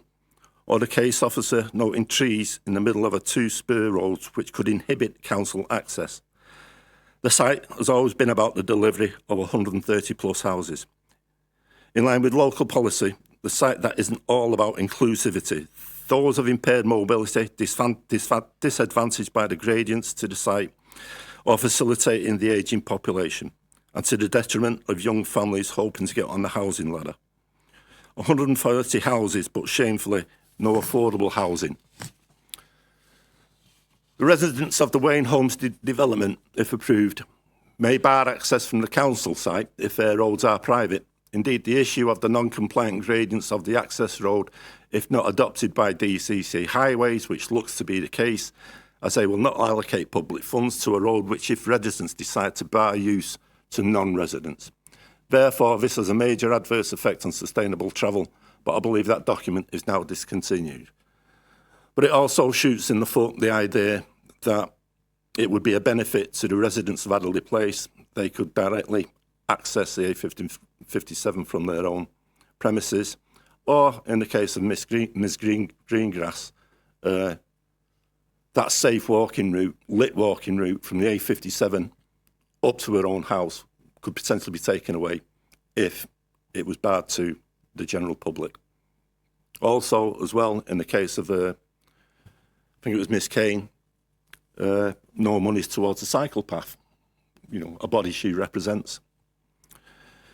I may add that the people of Glossop find it shameful that our council officers pulled their objection, inclusive of expert witness, to this appeal at the 11th hour, and left the community who oppose this appeal in significant numbers to flounder. Had we been forewarned, there are those amongst the community who would have gladly helped in providing funds to engage our own independent expertise against what appears to be a one-sided exercise. So much for the council's community involvement. As I have stated earlier, the people of Glossop turned out in significant numbers during the consultation process prior to the adoption of the local plan to object and show their anger to the inclusion of Adderley Place.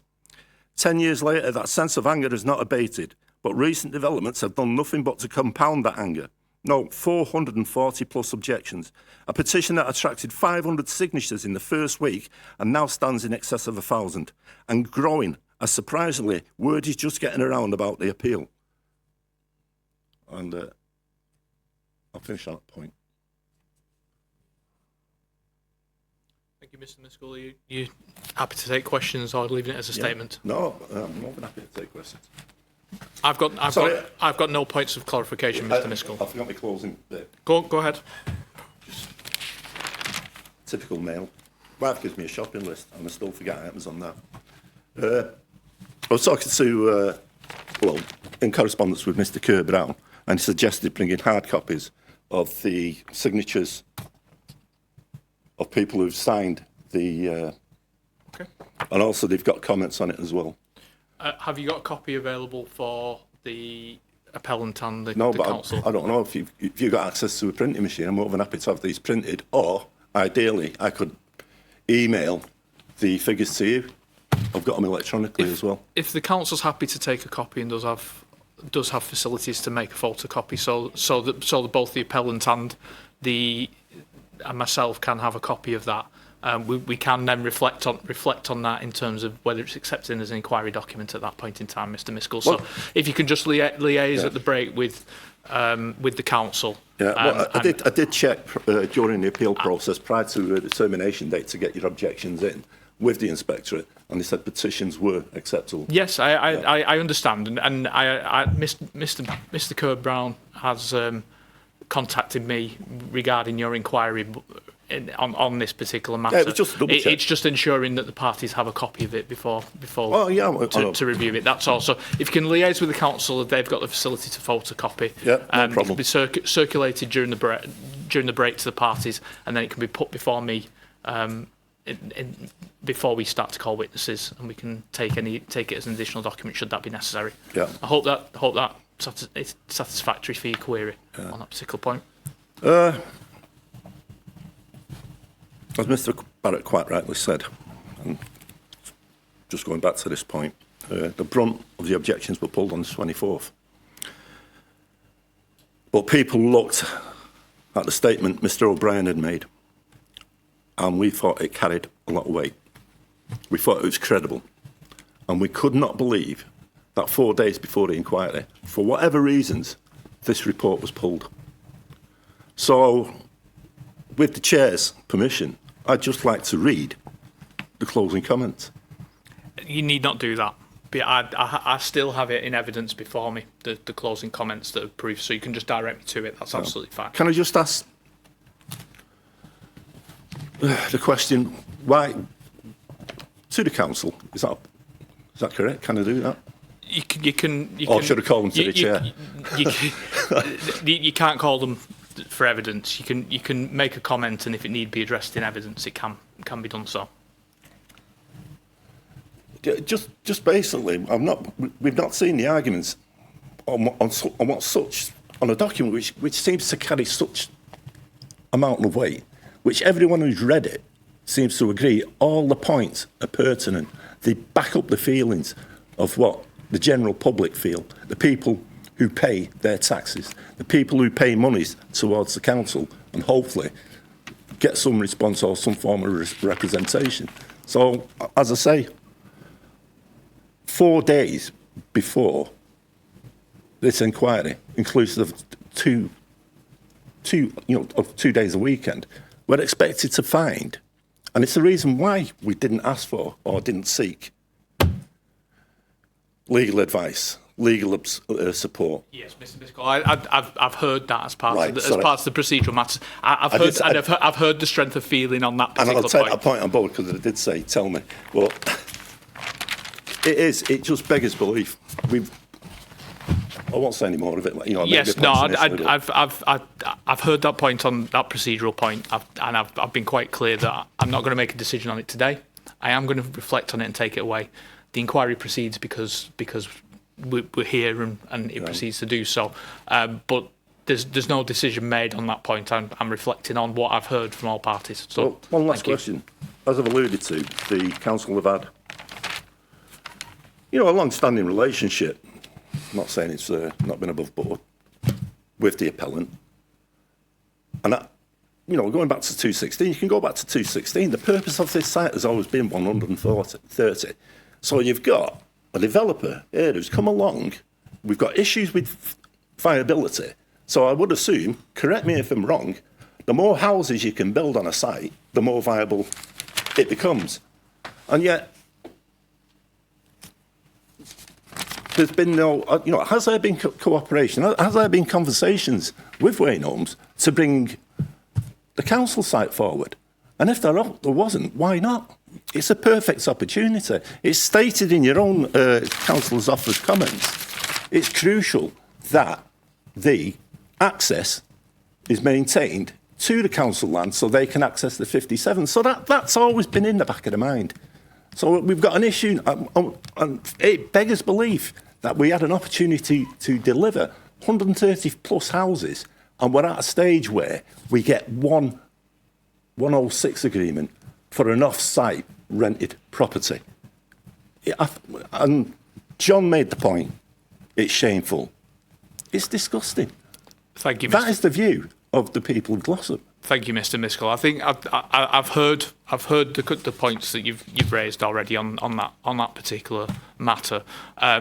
Obviously, the council, the appellant does have witnesses to call to come that will address potentially some of the matters that you raised if they've not already been addressed already. But if you're happy to take questions, now's the time for Mr. Barrett if he's got any. I'm sorry if I feel a bit irritated, but it does make. I understand the really strength. does. I understand the strength of feeling, but I do have to avoid points being overly repeated. Thank you, Mr. Barrett. Mr. Miskell, 3 points, I think. The first point is, I must have got this figure wrong, but I think you said from county highways, the figure per week on the A57 is some 30,000 vehicles. Yeah, that's on their site. Well, that can't be right, can it? 30,000 vehicles, when it's fully open, yeah. Per week? Per week. So, I mean, if you take into that, you can break it down over 7 days. So, 30,000 divided by 7, 2 trips there and back, divided by 2. Let's do the maths. I thought I'll use a 5-day working week, so I'll divide 30,000 by 5, I get 6,000. I'll divide that working, that's 6,000 per day, divide that by an 8-hour working day, that's 750 per hour. Divide that by 60 minutes, you get 15 vehicles per minute. It's on Derbyshire CEC's highways. They give you a brief history and background as regards the A57 when travelling from Glossop east towards Sheffield. Do you agree? They also give you a history. Mr. Nisco, just I'm just asking you the maths. question, so he just. I he asked just you clarified whether the maths.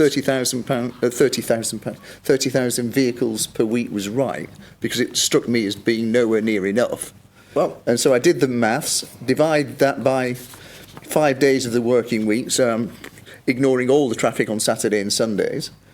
So I've got 6,000 per day for the 5-day working week. I use an 8-hour day rather than a 24-hour day just to cover the working day, and that's 750 per hour. And divide that by 60 to get how many vehicles per minute. It's 15. The maths is right, isn't it?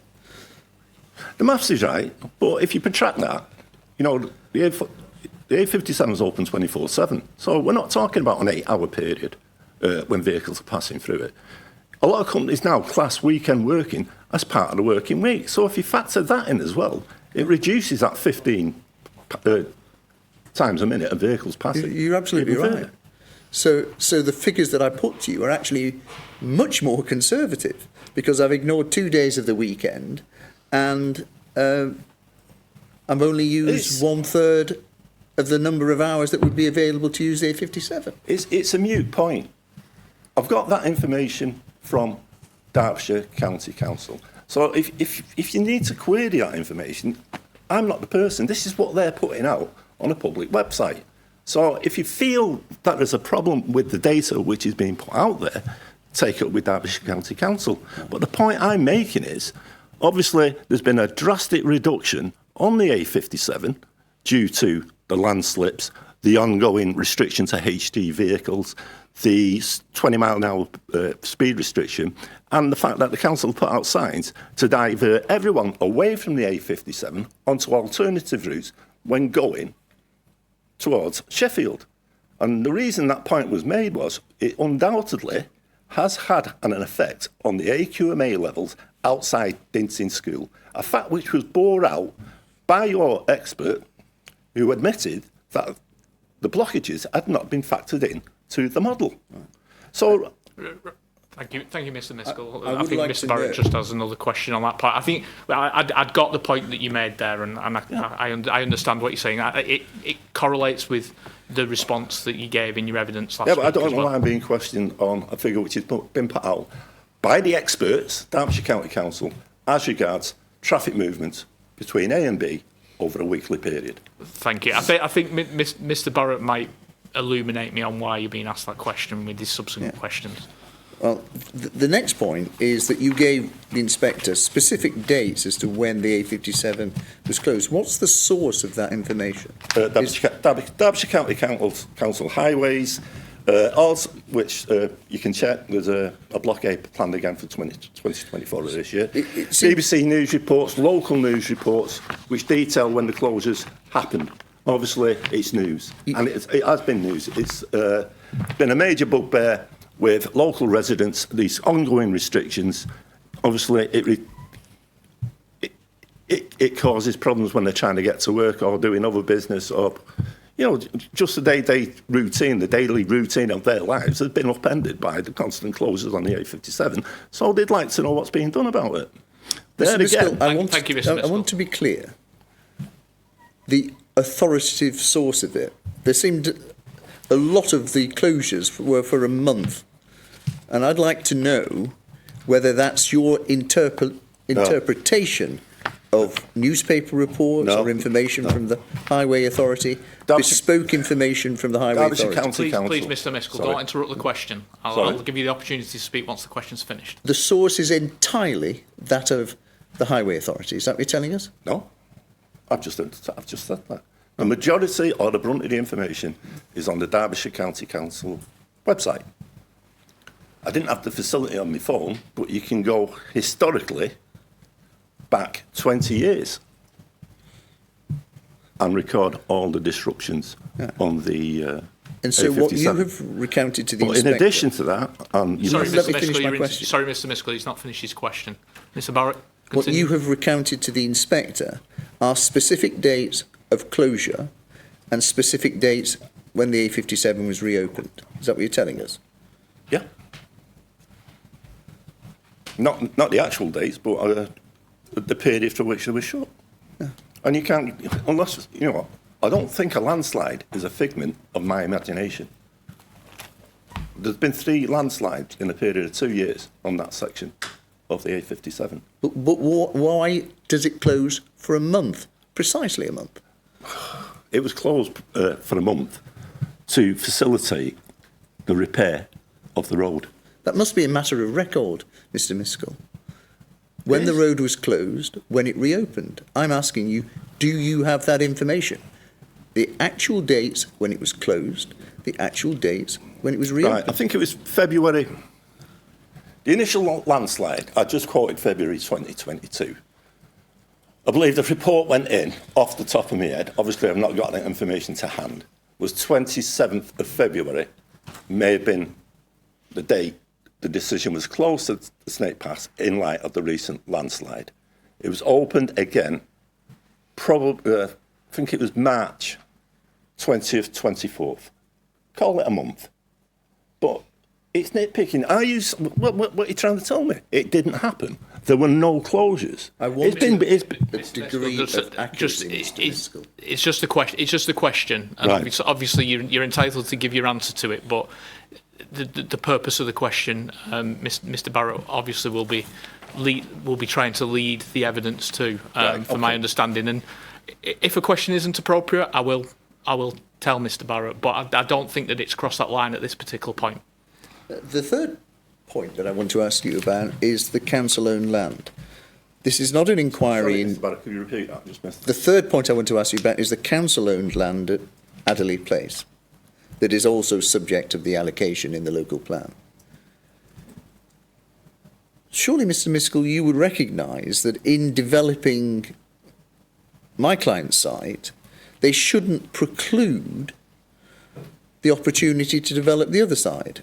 It should be future-proofed. So if and when the council sell the land or themselves wish to develop it, they're not physically prevented by my client's development. It's commonplace in any development site.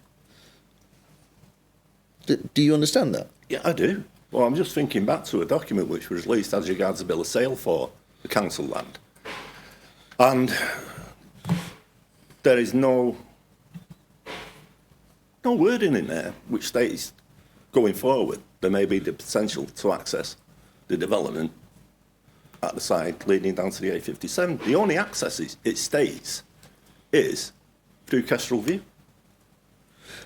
If you're talking about the sales particulars, I think you're right. I am right. Well, I'd like to think it. I'm But the happy office- it's something we can agree on. But the officer's report makes it clear that one of the matters that they regarded as crucial, as I think the word they use, was to maintain the opportunity to go through and access the A57. I buy that argument, but it was like a two-part question. It sort of demonstrates right from 2020, the aspiration was still there, and they had an old golden opportunity to jump on the back of this, piggyback this development to bring their own land forward. So the question was asked, why at that time had there not been discussions when we've got an opportunity to bring the full 130 houses forward, and also in line with policy DS4 or the local plan, provide, which the town desperately needs, affordable housing for young families. That's part and parcel. You can isolate sentences and ask questions, but it was 2 or 3 issues rolled into one. And Thank you, Mr. Miskell. Just got to be careful that you're not introducing new evidence at this particular point. So I'm going to leave it there. Mr. Miskell, just be aware, as I'm sure you are, that my next witness, when I have the opportunity to call him, actually deals with the viability issue. Thank you. Thank you, Mr. Miskell. I've got no points of clarification. Thanks for going slowly to allow me to record those dates. We are a little bit delayed in terms of the break. I hope I can't take questions from the audience right now. So you were asking me about the numbers. I did Julie a disservice. I did actually have the information to answer the questions. Okay, well, it's a matter for the break that can be provided as written now. If you can liaise with the council if they've got the opportunity to photocopy and provide a copy during the break, that's the approach to take now. Ms. Sorry, Garrett? it's not a question, it's actually just a clarification for an earlier point that was made. Am I allowed to just quickly say it or no? Very briefly, because we are in the need to take a break. Yeah, Okay. I didn't want to leave it to be misconstrued, but I believe earlier this morning, Mr. Barrett implied that the residents may have had access to legal advice in relation to this development. And I just wanted to clarify that although they've made efforts to source a solicitor regarding a different previous development by Metler Homes, they have not had legal advice or any support in relation to this development. Thank you. Ms. Darroch, anything from the I didn't say that you did take legal advice. I said you had access to legal advice, and you plainly have. Well, Because I haven't got it on record. I'll watch it back on YouTube, but I believe what you said is I'm glad you've had access to legal advice, but they haven't.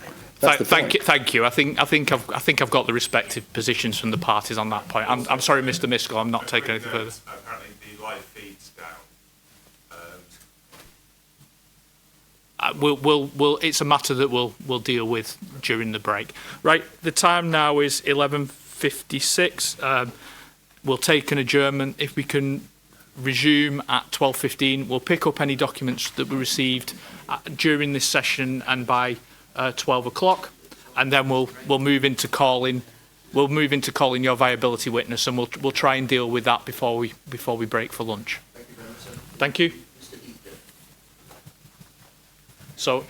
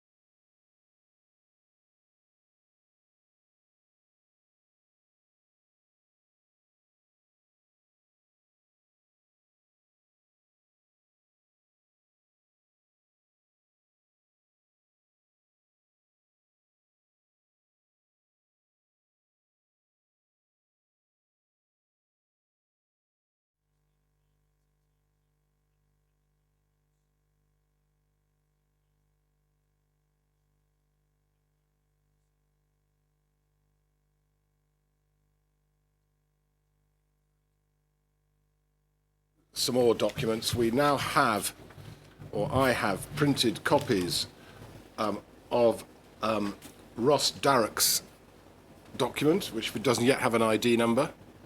Okay, we'll start with that one first. I'm sorry, I didn't catch that. Ross Darroch gave evidence last week, so I'm It assuming was read by his wife. Yes, written statement last week. Happy to accept it as ID 17. Yep. Then we have Mr. Bennett's supplementary that he read this morning. So that'll be 18. As long as it's accepted, yes, Yeah. Mr. Barrett. And then we've had the email that was described as being from Emma G, but we didn't know what the G stood for. Do you remember that, sir? Yes, that one. Yeah. Yes. So we've got that.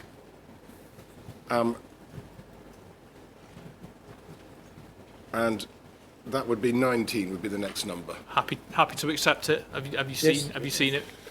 So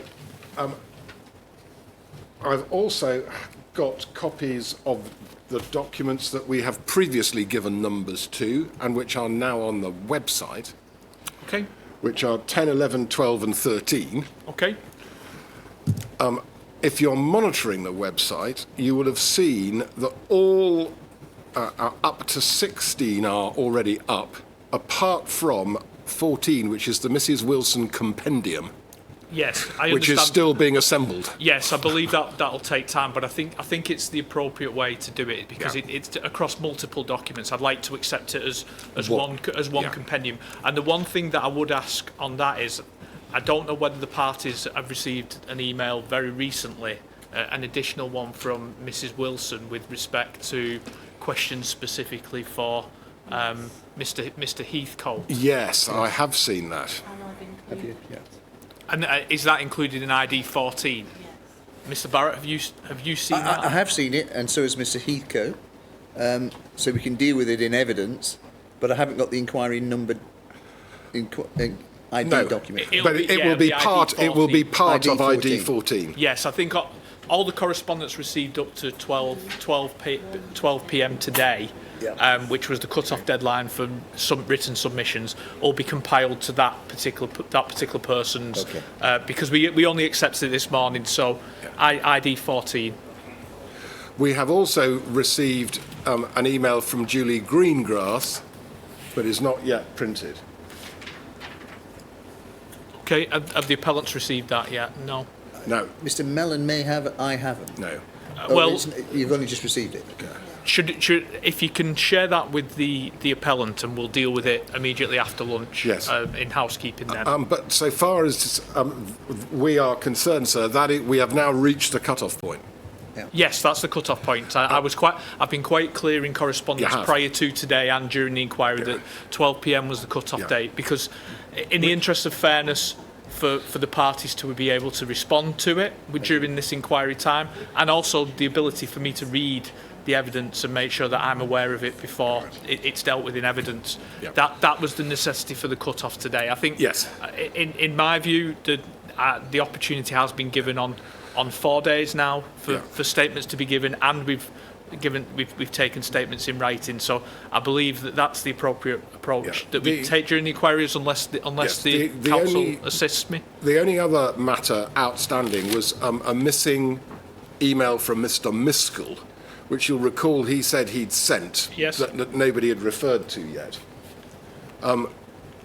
Rather than trawl through the council's system to try and find it last week, he sent it to us again. Okay. My solicitor's satisfied that it was a forwarding of the one he sent last week rather than a newly generated one. Okay. So we're proposing to ask you to accept that.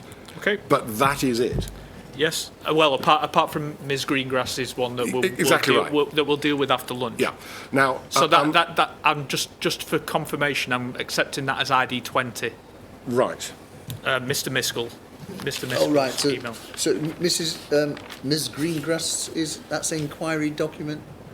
That'll be reserved for 20. 21 will be reserved for Okay. for Ms. Greengrass. Thank you, sir.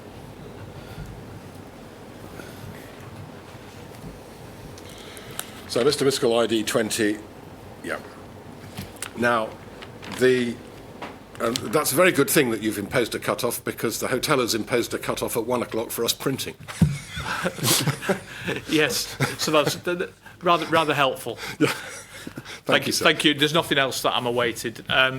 Very quickly, Mr. Miskell. It's a quick point. I just missed that because we're trying to send emails. Just clarification, you have received a copy of my statement from last week, so you're just waiting for today's statement. No, we've received a copy of last week. Right, but you're just waiting for a copy of today's statement. The cut-off was 12 for any written evidence. I did make it clear at the start of the day that 12 p.m. was the cut-off. Yeah, but for some reason, I cannot access their system. It's took me the best time. Half an hour, and I'm still getting nowhere with it. Every time I put in Nicola's email address, it's just not going. Right. I've only received, sorry sir, to interrupt, I've only received one statement from Mr. Miskell, Yes. which I believe is the one from today. Well, I'll leave you to Leave it I'll with leave you us. to liaise over the lunch break with Mr. Miskell, and then if we return immediately Yeah. after lunch to deal with the situation at that point. I can't take it much further, Mr. Miskell, at this point, but Just point out this, Mr. Garrick's sent his half an hour ago, and there's no confirmation that it's actually received. we've got Mr. We've got Darrett. Mr. Darrett, speaking we've first. mentioned it. I mean, building that, Mr. Wells, I can give you a copy of today's statement. We stated we've got last week's, and can that not be photocopied or? Yeah. Yes, we'll deal with it at lunch though, and I do want to move on. Thank you. No, that's fine. In that case, Mr. Barrett, are you happy to call your next witness? I know we're slightly delayed, but I think Yes. I think it was necessary this morning. Oh, no, to- I agree. to- I agree. My next witness is Richard Heathcote. He has produced a written proof of evidence, main proof of evidence, a rebuttal proof of evidence. The following documents you might need at your elbow. I'm not proposing to refer extensively to these documents, but the CD 219 is the viability assessment. It's an addendum because the original viability assessment related to 100 houses. The addendum, which is the relevant one, applies to 92. Thank you. CD 6.2 are the sales particulars, the CBRE sales particulars for the council-owned site, which is the subject matter of some discussion in the viability appraisal. CD 6.24 is a letter from the council's own viability consultants. CD 612... Sorry, Mr. Barrett, could you just give me the reference to the CBRE again? I don't know CD 6.2, sir. 6.2. Thank you. CD 6.24 is the Bruton Knowles. Well, it is one particular letter from Bruton Knowles, which is essentially the conclusion of their viability assessment. CD 612 is the 2014 local plan viability appraisal. Sorry, can you just repeat that one again? The local 6.12, sir, 6.12. is the 2014 High Peak local plan viability. Had an acronym, but it's basically the viability assessment of the local plan proposals. Yes, Kepi Massey, White Young Green and Arab. That's the one, sir. Yes. Yes. Right. Mr. Heathcote, let me introduce you to the inquiry. Actually, I just noticed that you list the core documents that your evidence refers to at the start of your evidence. But turning to PDF page 3 of your main proof, you hold a degree in urban land economics, and you've got more than 20 years' experience in preparing viability appraisals and reports for planning purposes, acting for national house builders, private developers, district councils, and housing associations. Is that correct? That's correct. So both sides of the fence. Yes. You've got more than 30 years' experience in the commercial and residential property market, specialising in viability, development, site acquisition and agency, and you've been directly responsible for viability assessments in a significant number of schemes, including those on part of allocated sites. And you tell us that you're instructed to act on behalf of the appellant in respect of viability matters, and particularly the ability of the scheme to produce affordable housing provision and other financial contributions and obligations. Is that correct? That's correct, sir, yeah. And as you tell us at 1.4, your evidence is true. It's provided in full compliance with the Royal Institution of Chartered Surveyors practice statements that you list in paragraph 1.4, your evidence. Is that correct? That's correct. And you tell us at 1.5 the assessment that you've produced is considered to be in full conformity with planning policy guidance on viability and all other prevailing guidance, policy and best practice arising from planning decisions, including those determined on appeal. And you tell us that the opinions expressed in your evidence, based on your experience, are true and they are your genuinely held professional opinion. Correct.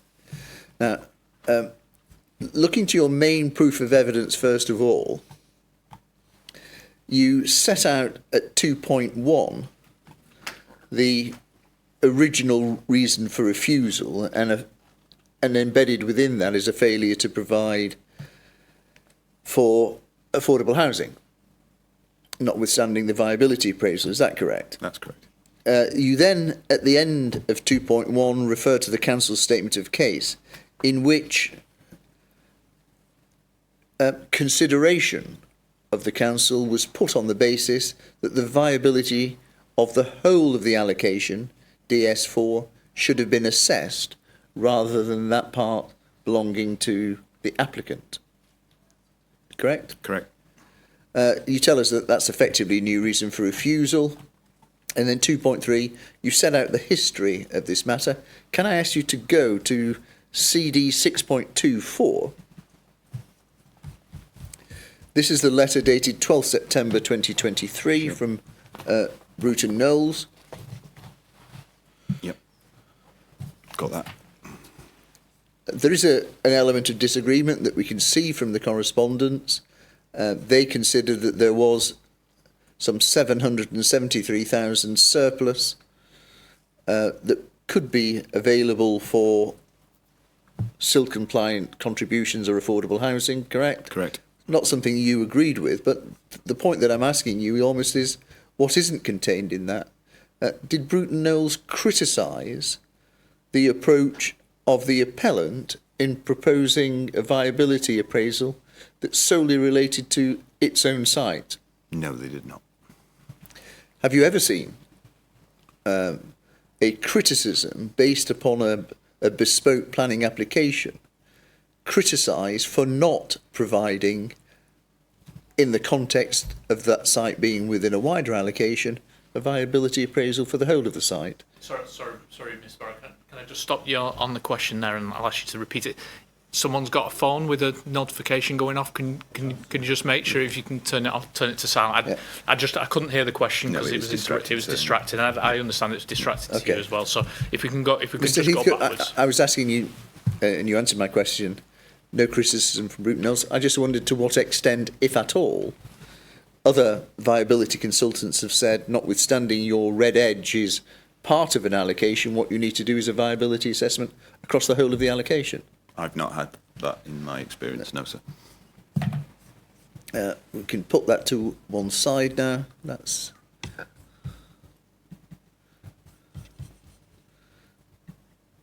going back to your evidence, if you would. Yep. Now, you tell us then in section 3 that you prepared the viability assessment and the update of it, CD 2.19, referenced in paragraph 3.3 of your evidence. Yes.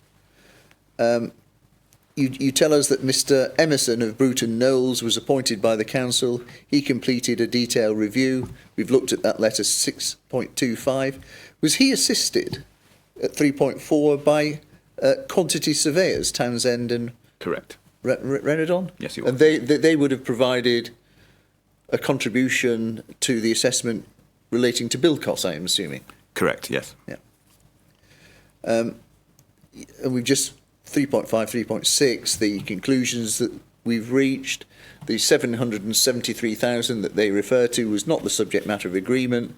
but in the hope that this would resolve the matter, your client was willing to go forward on that basis. Correct. Yes. Right. 310, you refer to the council statement of case towards the end of April 2024, introducing this notion that the 4.14 acres of council-owned land should have been included within the assessment. Yes, that's correct. In 3.11 onwards, you explain why that wouldn't be appropriate. Can we just deal with some of the headlines? Insofar as it's council-owned land, your clients and yourself, in advising your clients, don't have access to the council land. Correct, and we have no access now.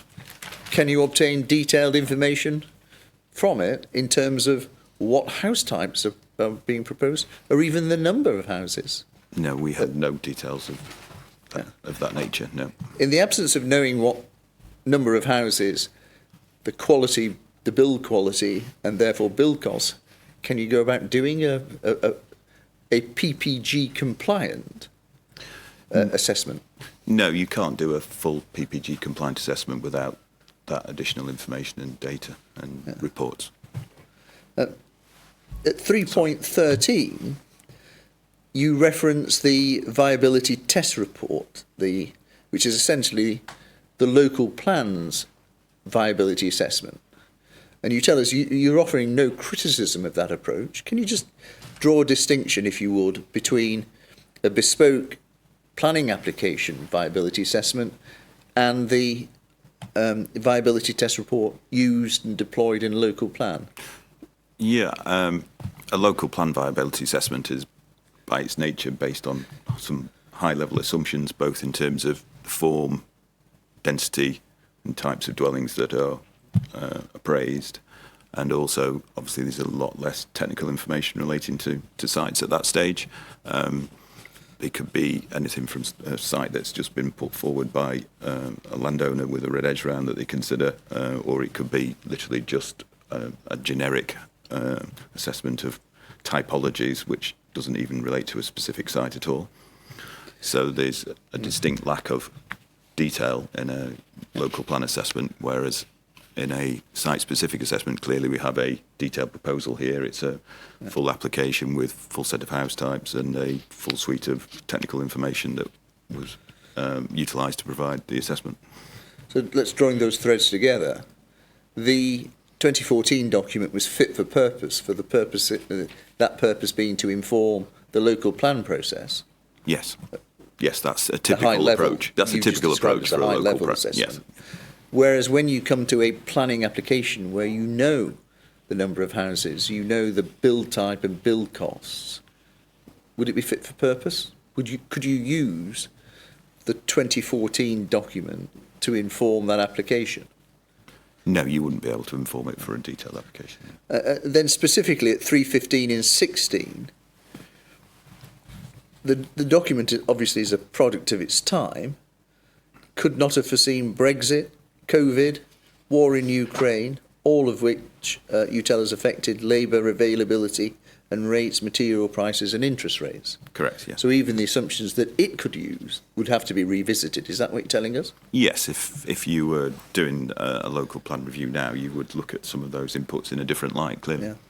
And you also say at 316 there's a further consideration, certainly since the introduction of the Environment Act 2021, BNG now has to be taken into account, which is often going to involve a cost to development. Yes, that's correct. Okay. Now, you list in 319 the sort of level of information and technical data that you would need to be able to inform that. You see that? Yes. Can I ask you to go to the CBRE sales particulars? That's CD 6.2. Yeah.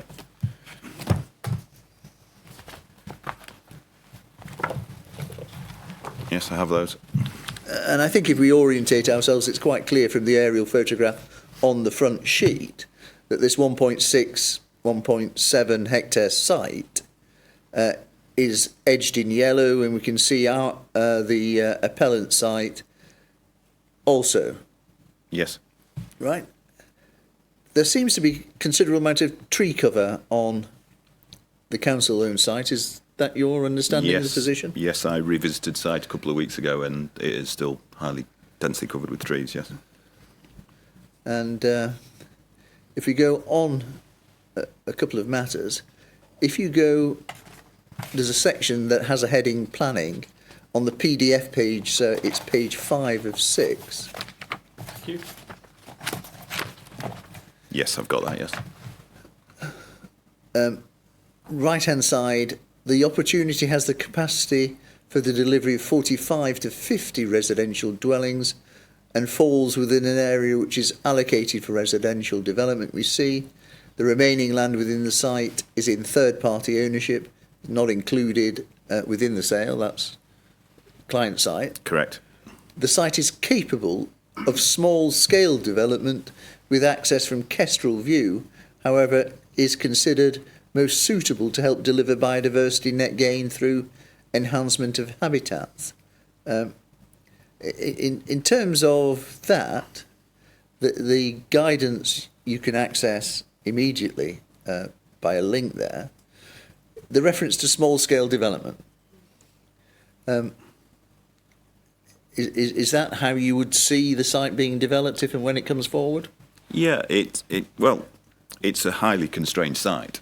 It extends to just over 4 acres. So the initial implication in there that it could be for 45 to 50, I think, is highly subjective and probably unrealistic. That would be required to, I would imagine, to remove the vast majority, if not all, trees on that site to achieve that kind of numbers. It's also constrained by access, topography.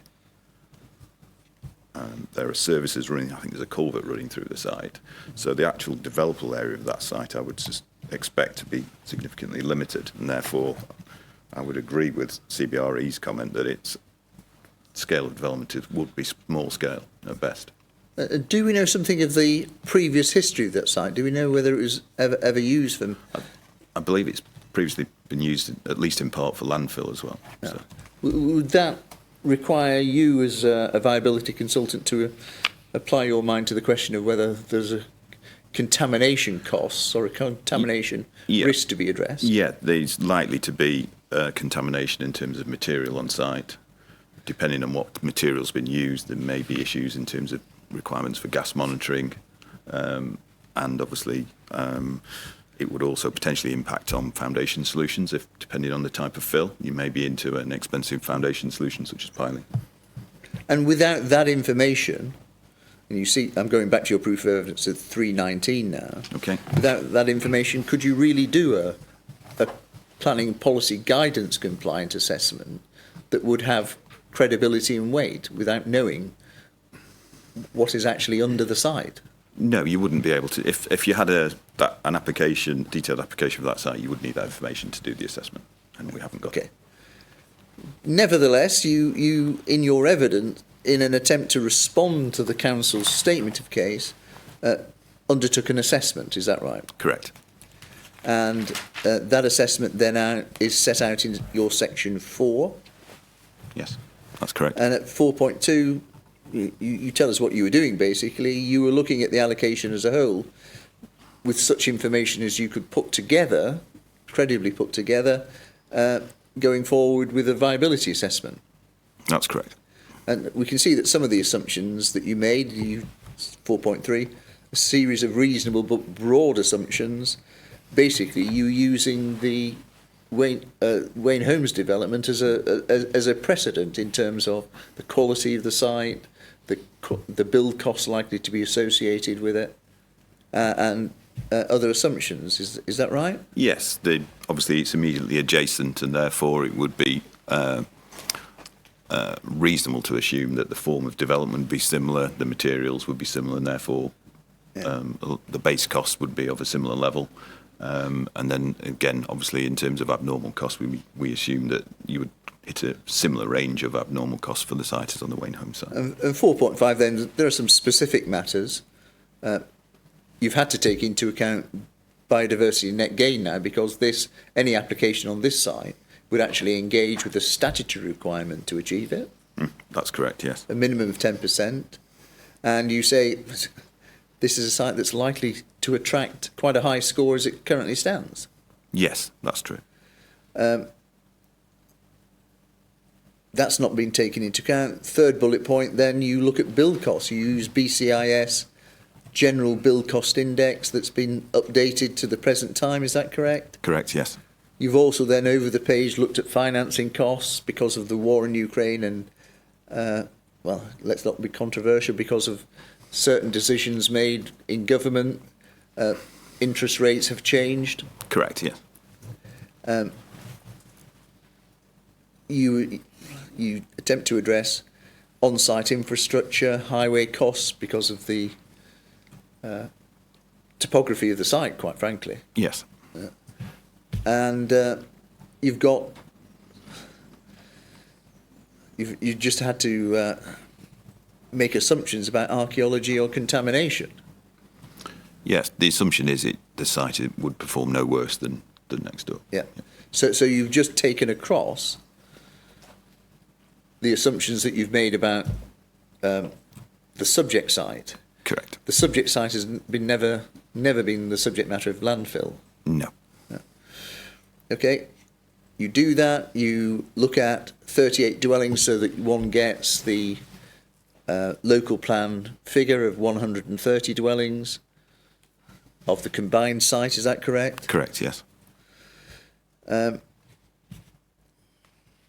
You make exactly the same assumptions: 0 affordable housing, 0 106 contributions. You look in at the sales revenue for the 38 additional dwellings, and that adds to the sales revenue of about £11,150,000 in round figures. That's correct, yeah. But then to that then is all the costs to be added that you've set out 420 and following. Future home standard will have to be achieved. Yes. You based yours on the 20% profit on GDV, same as your initial report. Correct. Increase in residual land value, you kept the same benchmark per acre, is that correct? Correct. The additional council land extends to 4.14 acres and could therefore attract an additional benchmark land value of, well, £560,000 in round figures. Yes. And that increases the benchmark land value across both sites to £2,155,000. Yes. And then you set out a table in your section 5 that actually worsens the viability if you add in the council's own land. Correct, yes. So again, drawing those threads together, and with all the qualifications that you make, in terms of the best evidence that's available to the inspector, what can he conclude about the ability of looking at the whole of the allocation and an ability to make contributions to affordable housing or Section 106 SIL compliant obligations? The assessment we've made is conservative, and even on that basis, the overall allocation does not improve the viability and the ability for that site to deliver any of the Section 106 or the affordable housing obligations. And then you set out other informed correspondence, including the RICS Residential Market Survey, your 5.6, April 2024, as recently as that. They talk about the recent recovery in biodemand stuttering slightly. Yes, I think that's a fair summation, and I think remains the case as of today that the market is uncertain at the moment. And those figures are then developed. 513, taking everything into consideration, the lack of house price growth combined with a continued growth in construction costs and higher finance costs will only serve to make the achievement of viability in this case significantly more challenging for both the appellant site and also the council's land that makes up the wider allocation. Sorry, Mr. Barrett. Can I just? I'm sorry, sir. That was 513. There's 3 513s. Oh, I hadn't noticed. Yes, you're absolutely. It's the last of the 513. The last 513, right? The last. Actually, there's 3 513. Yes, there's 3. There's 3. There's one on page 15 of the PDF and 2 on page 16. It's just numbering. Yeah, for your notes, it is PDF page 1618, the final paragraph of the evidence, whatever number that is. Apologies. Okay, sorry, I was interrupting. I'll hear the answer again. So. Right, let's go back to 513. You drawing the threads together here, taking everything into consideration. You've got a lack of house price growth over the period, combined with continued growth in costs and higher finance costs, will only serve to make the achievement of viability, in this case, more challenging for both the appellant site and the council site that make up the wider allocation, DS4. Correct. Yeah. And so doing the best you can and assisting the inspectors is your duty. Would there be any criticism of my clients for not proposing affordable housing in terms of the viability position that obtains in respect of the development of their own site, and or with the council site brigaded with it and brought forward together? No, they would not, sir. No. You deal with a very brief rebuttal, so I'm content that that be read in view of the circumstances that have obtained, and so I will just point out, if I may say so, the position of Mr. O'Brien is one entirely consistent, Mr. Heathcote, with his professional duty to this inquiry, as you understand it. Is that correct? Correct. Yeah, and he's made that clear in open correspondence. Is it the position that before the council declared that position, they had sought the advice again of their viability consultants and informed, no, we haven't seen it, but no doubt informed Mr. O'Brien what their position was with regard to your evidence in terms of viability of both the appeal site and brigading with it the council-owned site? The Bruton Knowles position on our own, on the appellant's application was agreed, and my understanding is that they've looked at the overall allocation and again concur with the findings that I reached in my proof of evidence. I just want to make sure I've covered everything that I needed to. So just for your note, on that last point, it's paragraph 7 of the council's opening statement that makes that clear. Yes. I agree with that, but there was reference to correspondence that hadn't been seen, but the information before the inquiry is quite clear. Paragraph 7 of our opening. I knew it was in the opening, but I hadn't seen the document. That's the only point that I'm making. Yes, thank you. Yep. Okay. I think that's it, Mr. Heathcote, for me. Is there anything that you would wish to add in to your evidence? No, thank you, sir. Thank you very much. Thank you, sir. You're happy to take questions? Yes, sir. From the public and Yes, yourself? sir. Yeah. Any members of the public wish to ask a question? Mr. Miskell? If you can come to the mic so we can hear it.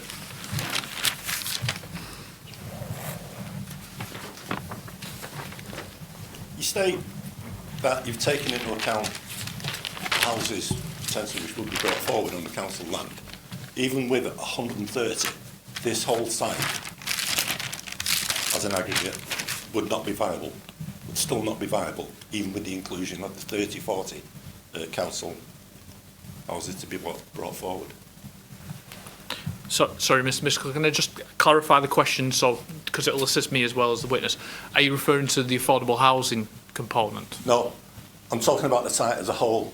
I think, if I'm right, what I heard was you did an assessment as regards viability, inclusive of council land, so we're looking at a potential of 130 to 140 houses. On that number, was the site still unviable? Any question? Any answer? Yeah, I would refer to my proof of evidence as where I did an assessment of 130, which is the number within the allocation, and there was a detailed methodology of how we reached that assessment there within the appendices to that report. So on that basis, the overall viability position of the whole allocation is not improved, and actually the deficit is slightly increased. Right. In the light of that, I would imagine there was a viability exercise done back in 2016 to ascertain the suitability of Adderley Place going into the local plan. And I would imagine at that time it would have been identified that it could not satisfy the policy of DS4, or various other policies, but mainly the main driver of the local plan was the delivery of 30% affordable housing. Surely at that time a similar exercise would have been done, and they would have realised we can't deliver the affordable. Is this an acceptable site? And may have been subsequently taken out of the local plan at the consultation stage. Thank you, Mr. Miskell. I think based on the proof of evidence and the evidence in chief provided, there was coverage of what your views were in terms of the 2014 report, which is the one that informed the 2016 local plan. That, just for clarity, it was when we're referring to the 2014 report, that was the one that we're referring to. So is there anything additional in terms of beyond what I've already heard in response to Mr. Miskell? I'm not asking you to repeat your answers that you gave to Mr. Barrett on that point, because I understand the evidence that you've given. Right, okay, yeah. All I can say is the local plan was, as we just explained earlier, is a high-level assessment, and at the time that was done, there's limited information in terms of details of scheme and abnormal costs. I believe in the Kepi Massey report, the site was found to be marginal viability at that time on the assumptions that were made. Clearly, we have significantly more information of the site now, and the site does carry a significant burden in terms of abnormal costs, which is why we're in the position where the viability is challenged in this site. So from my understanding, what would those kind of additional costs that may not have been factored in be? Yeah. So could it be things like additional foundations? Yeah. Or? Yeah, I think in terms of the original viability report, there were some small number of allowances made in that local plan for viability abnormal costs, which I think would have totalled somewhere in the region of about £6,000 per plot at the time, and that is contrasted by the assessment that was agreed with Bruton Knowles, where the abnormal cost there for the applicant site was £45,000 per plot. So there's a significant difference when the detailed work has been completed. Thank you, Mr. Heathcote. Anything further, Mr. Miskell? Just one more question. In relation to the council land, in your estimation, it's only suitable to deliver 20 to 25 houses?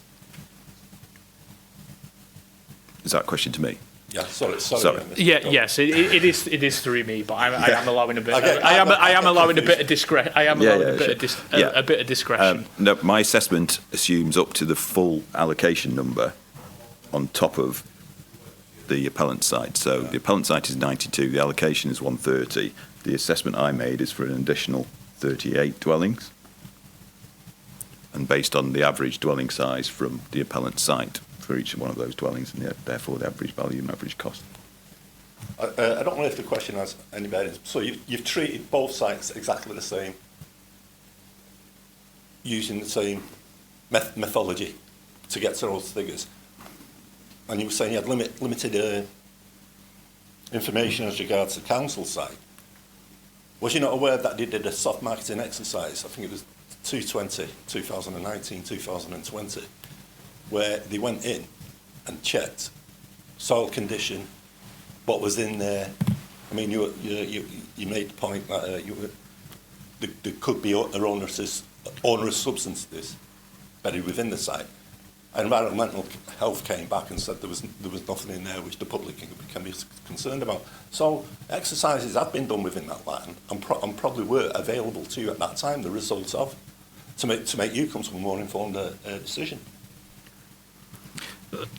I'll add to the question on that, because to assist me. So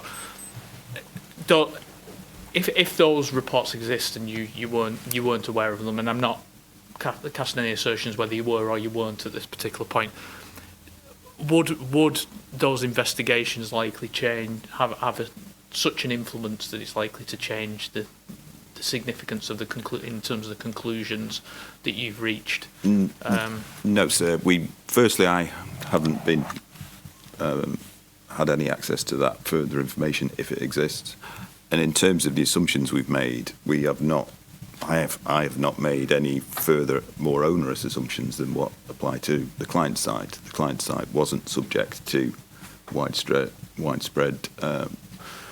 disposal of material on site, and therefore we haven't loaded additional costs onto the council land.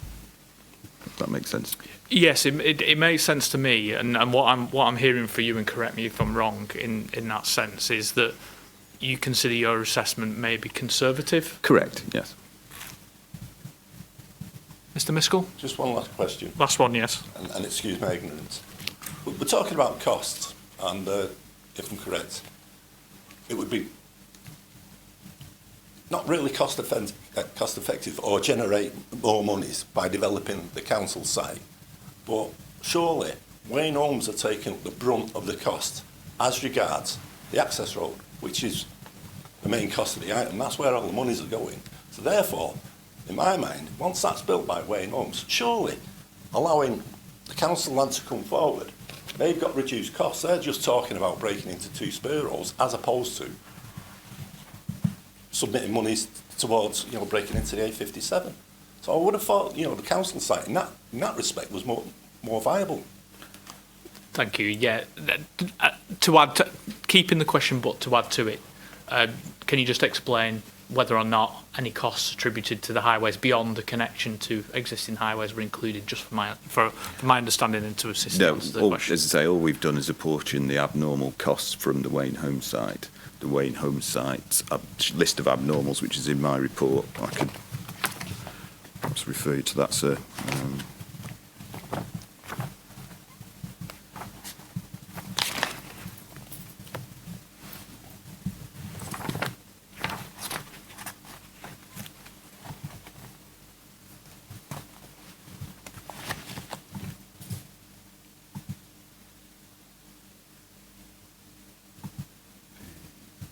Just clarify which of the report, the core document number, if that helped me, please. Right, okay.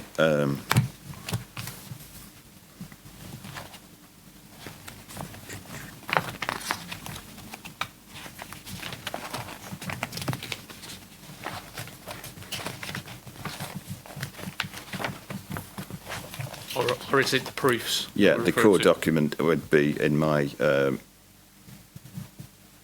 viability assessment addendum 21st of June 23, which is core document 2.19. 2.19? Yeah, and there's a full schedule of the abnormal costs there that were considered there, which did not include for additional costs for highways. So we've just apportioned those costs onto the council land.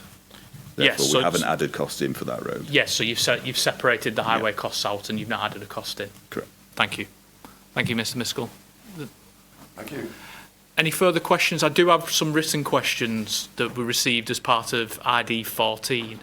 I'm just going to have a quick look through those. And I know that it's still being compiled, but I do have a copy of that particular email. So I'll just check. And I'll do those written questions just before my own. We are closing in on one. I hope parties I assume parties are content to overrun slightly. We will take a bit more time after 2. In terms of lunch. Break in between witnesses. Yes. Yeah.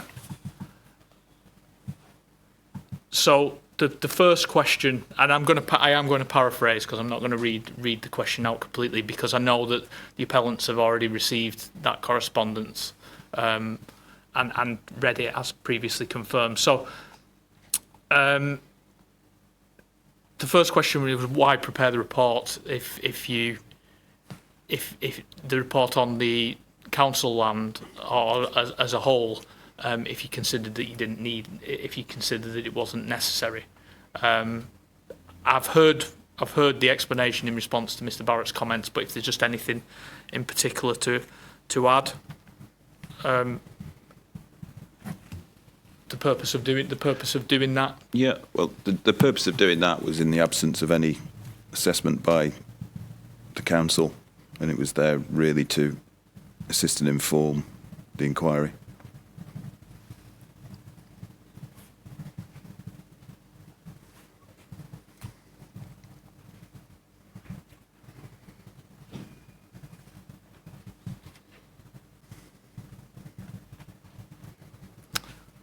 Thank you.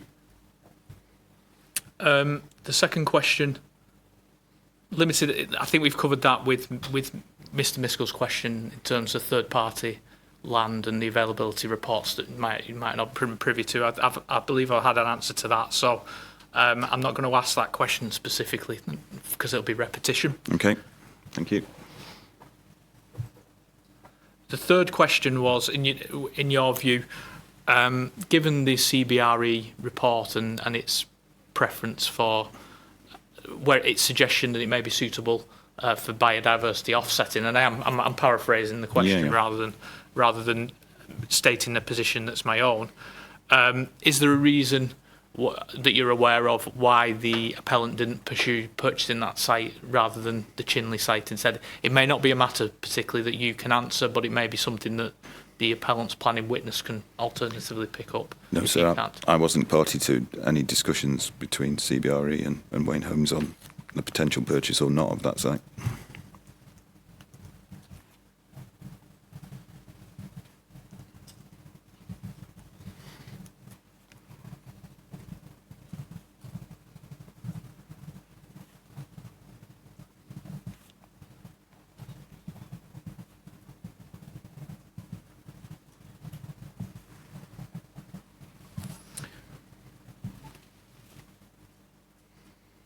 Yes, I believe we dealt with the next question. That was question 4, which relates to access and the assumptions that have been placed in. I think we've had an answer by Mr. Miskell's questions.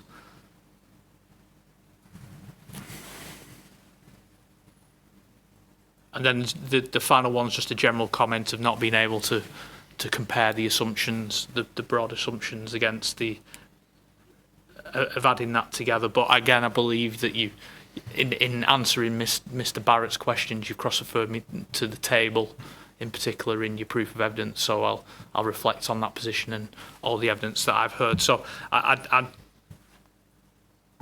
nothing further to take from those points, unless there's anything that you believe I've missed from Mrs. Wilson's questions to Mr. Heathcote. No, sir, that weren't I already had covered. rather hoped that I'd covered all the aspects in that email, but thank you for that. I think we've covered everything. Yes, I've just got a few questions of my own just to finish before we break for lunch. Yeah. So, based on your evidence and having regard to core documents 6.24 and 6.25, it appears that the agreed position of 773 available planning obligations, which is now not in dispute in terms between the council and the appellant in terms of the 106, but it was seemingly founded on a compromise position between taken forward by the appellant rather than obviously an agreement between respective viability consultants. That's correct? Correct.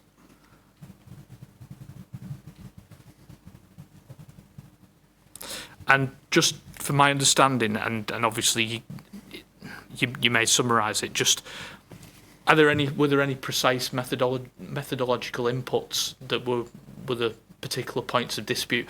I've noticed that through the thread of correspondence between yourself and Bruton Knowles, which were the council's viability consultants, that there's some it's summarised, but obviously some of the negotiations took place it isn't abundantly clear where those particular differences are. Yeah. So I just wonder, in terms of if you can shed a little light on what those differences. I can give you a flavour of that, sir. Yes. Yes, please. I think in terms of the reason we ended up at that final difference, there was a small, and it was a small difference in terms of the total gross development value of the site. I believe our last assessment was about £296 a square foot on average, and Bruton Knowles was somewhere just around £301 a square foot. So Bruton Knowles were 301. Yeah, we were 296 per square foot, and you were 296. In broad terms, about £5 difference, which in valuation points is pretty close. Yes, it just but it extrapolates. Up. Yeah. So the bigger the site, the more cumulative difference it becomes. Yeah. So it's a small difference in terms of where we were, which we could have gone back and further refined and perhaps reached an agreed position on, but we didn't. There was again a small difference in the overall costs when you take in what we call normal costs and all the abnormal costs, and there was some movement in terms of how some of those costs were categorised between the QSs in their discussions. But the final position resulted in the Bruton Knowles report having a slightly lower total construction development cost of about £260,000. Again, in the context of the figures involved, it is a small difference. And there was also small differences in the allowances for sales and marketing, 3.25 versus 2.75%, and a small difference on finance costs, 9 versus 8.5%. But as you rightly say, sir, those accumulate, and the nature of residual valuation, that's where you end up with the difference. Yes, understanding viability, Yes. and it's not, and it's fair to say it's not an absolute science. In Correct, that. sir, It's value judgments that's given to it.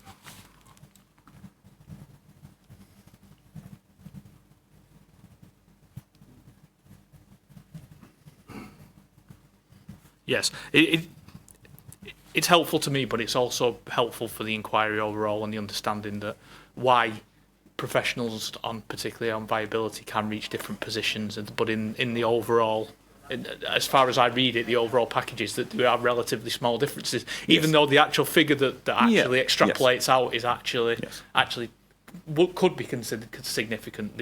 A small change to some of the assumptions can extrapolate into something rather big. Right. Without boring you too much detail, we did have a very long discussion about build programmes and things like that, which again, depending on what assumptions you make on that, it seems fairly trivial, but can have quite a significant difference. Yes, and understandably, it's based on scale of site. It's based on all those particular inputs. Yeah, and the amount of work you need to do to get to your first plot, which in this case is quite significant. Yes, understandably, yes, because the infrastructure's front loaded. Correct. Because you have to access to construct, basically. Yes.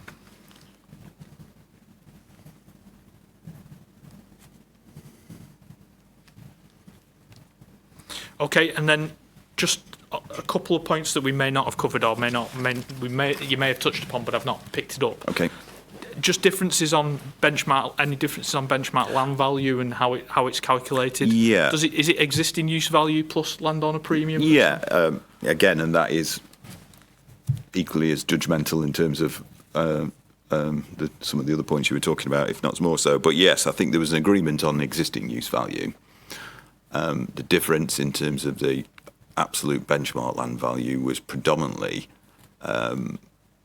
Bruton Knowles discounting some of the land out of that calculation, which I maintain is erroneous, specifically when you look at the amount of land that's actually needed at the front of the site to access the site.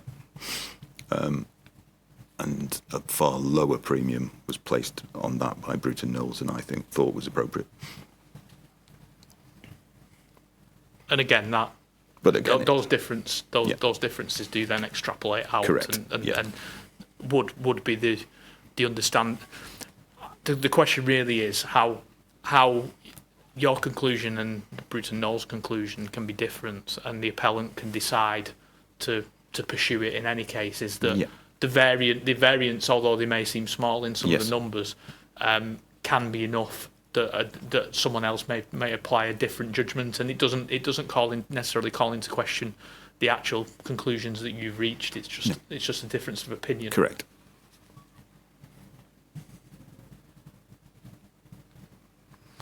Yeah, the other one I had was abnormal costs, but I think we've covered. Thank you. I think we've covered abnormal costs. So the final one, I did have a final question, but it may have already been covered by Mr. Miskell's question and the questions from Mrs. Wilson.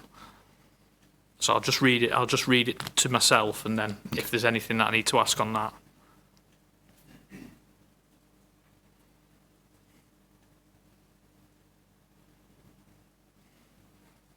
Yes, I think you've already covered that. The question was, what was the driver, in your view, overall of the concerns around the council ownership and the outcome, driving the outcomes on the council ownership? Because I do understand the questions that were raised of you by interested parties in terms of a natural logic is that the site's bigger, more houses put on it. It doesn't have the same overhead costs for infrastructure that's being borne off the appeal site. That for someone who isn't necessarily an expert, the immediate logic would be that it could be potentially have more residual land value to contribute to planning obligations. But you have given me quite a bit of evidence specific to that council land. The real question was just what's the specific driver? Is it the tree cover? Is it the land conditions, or is it a combination of everything? I think it's a combination, sir. If the additional council land had been the stereotypical ideal site, flat, no constraints, then there is the potential for the matter to improve. But clearly, it's not that. And also, what impacts it is it's relative to the size of the applicant site is significantly smaller. So it would need a, relatively speaking, abnormal free larger site for that to suddenly make the overall result significantly more positive. Does that make sense? Because of the nature of the residual appraisal. Yes, yes, I understand. But to put it in simple terms, building out that site's going to have all the same requirements of it. Correct. And it has less space and ability to accommodate those than the appeal site does.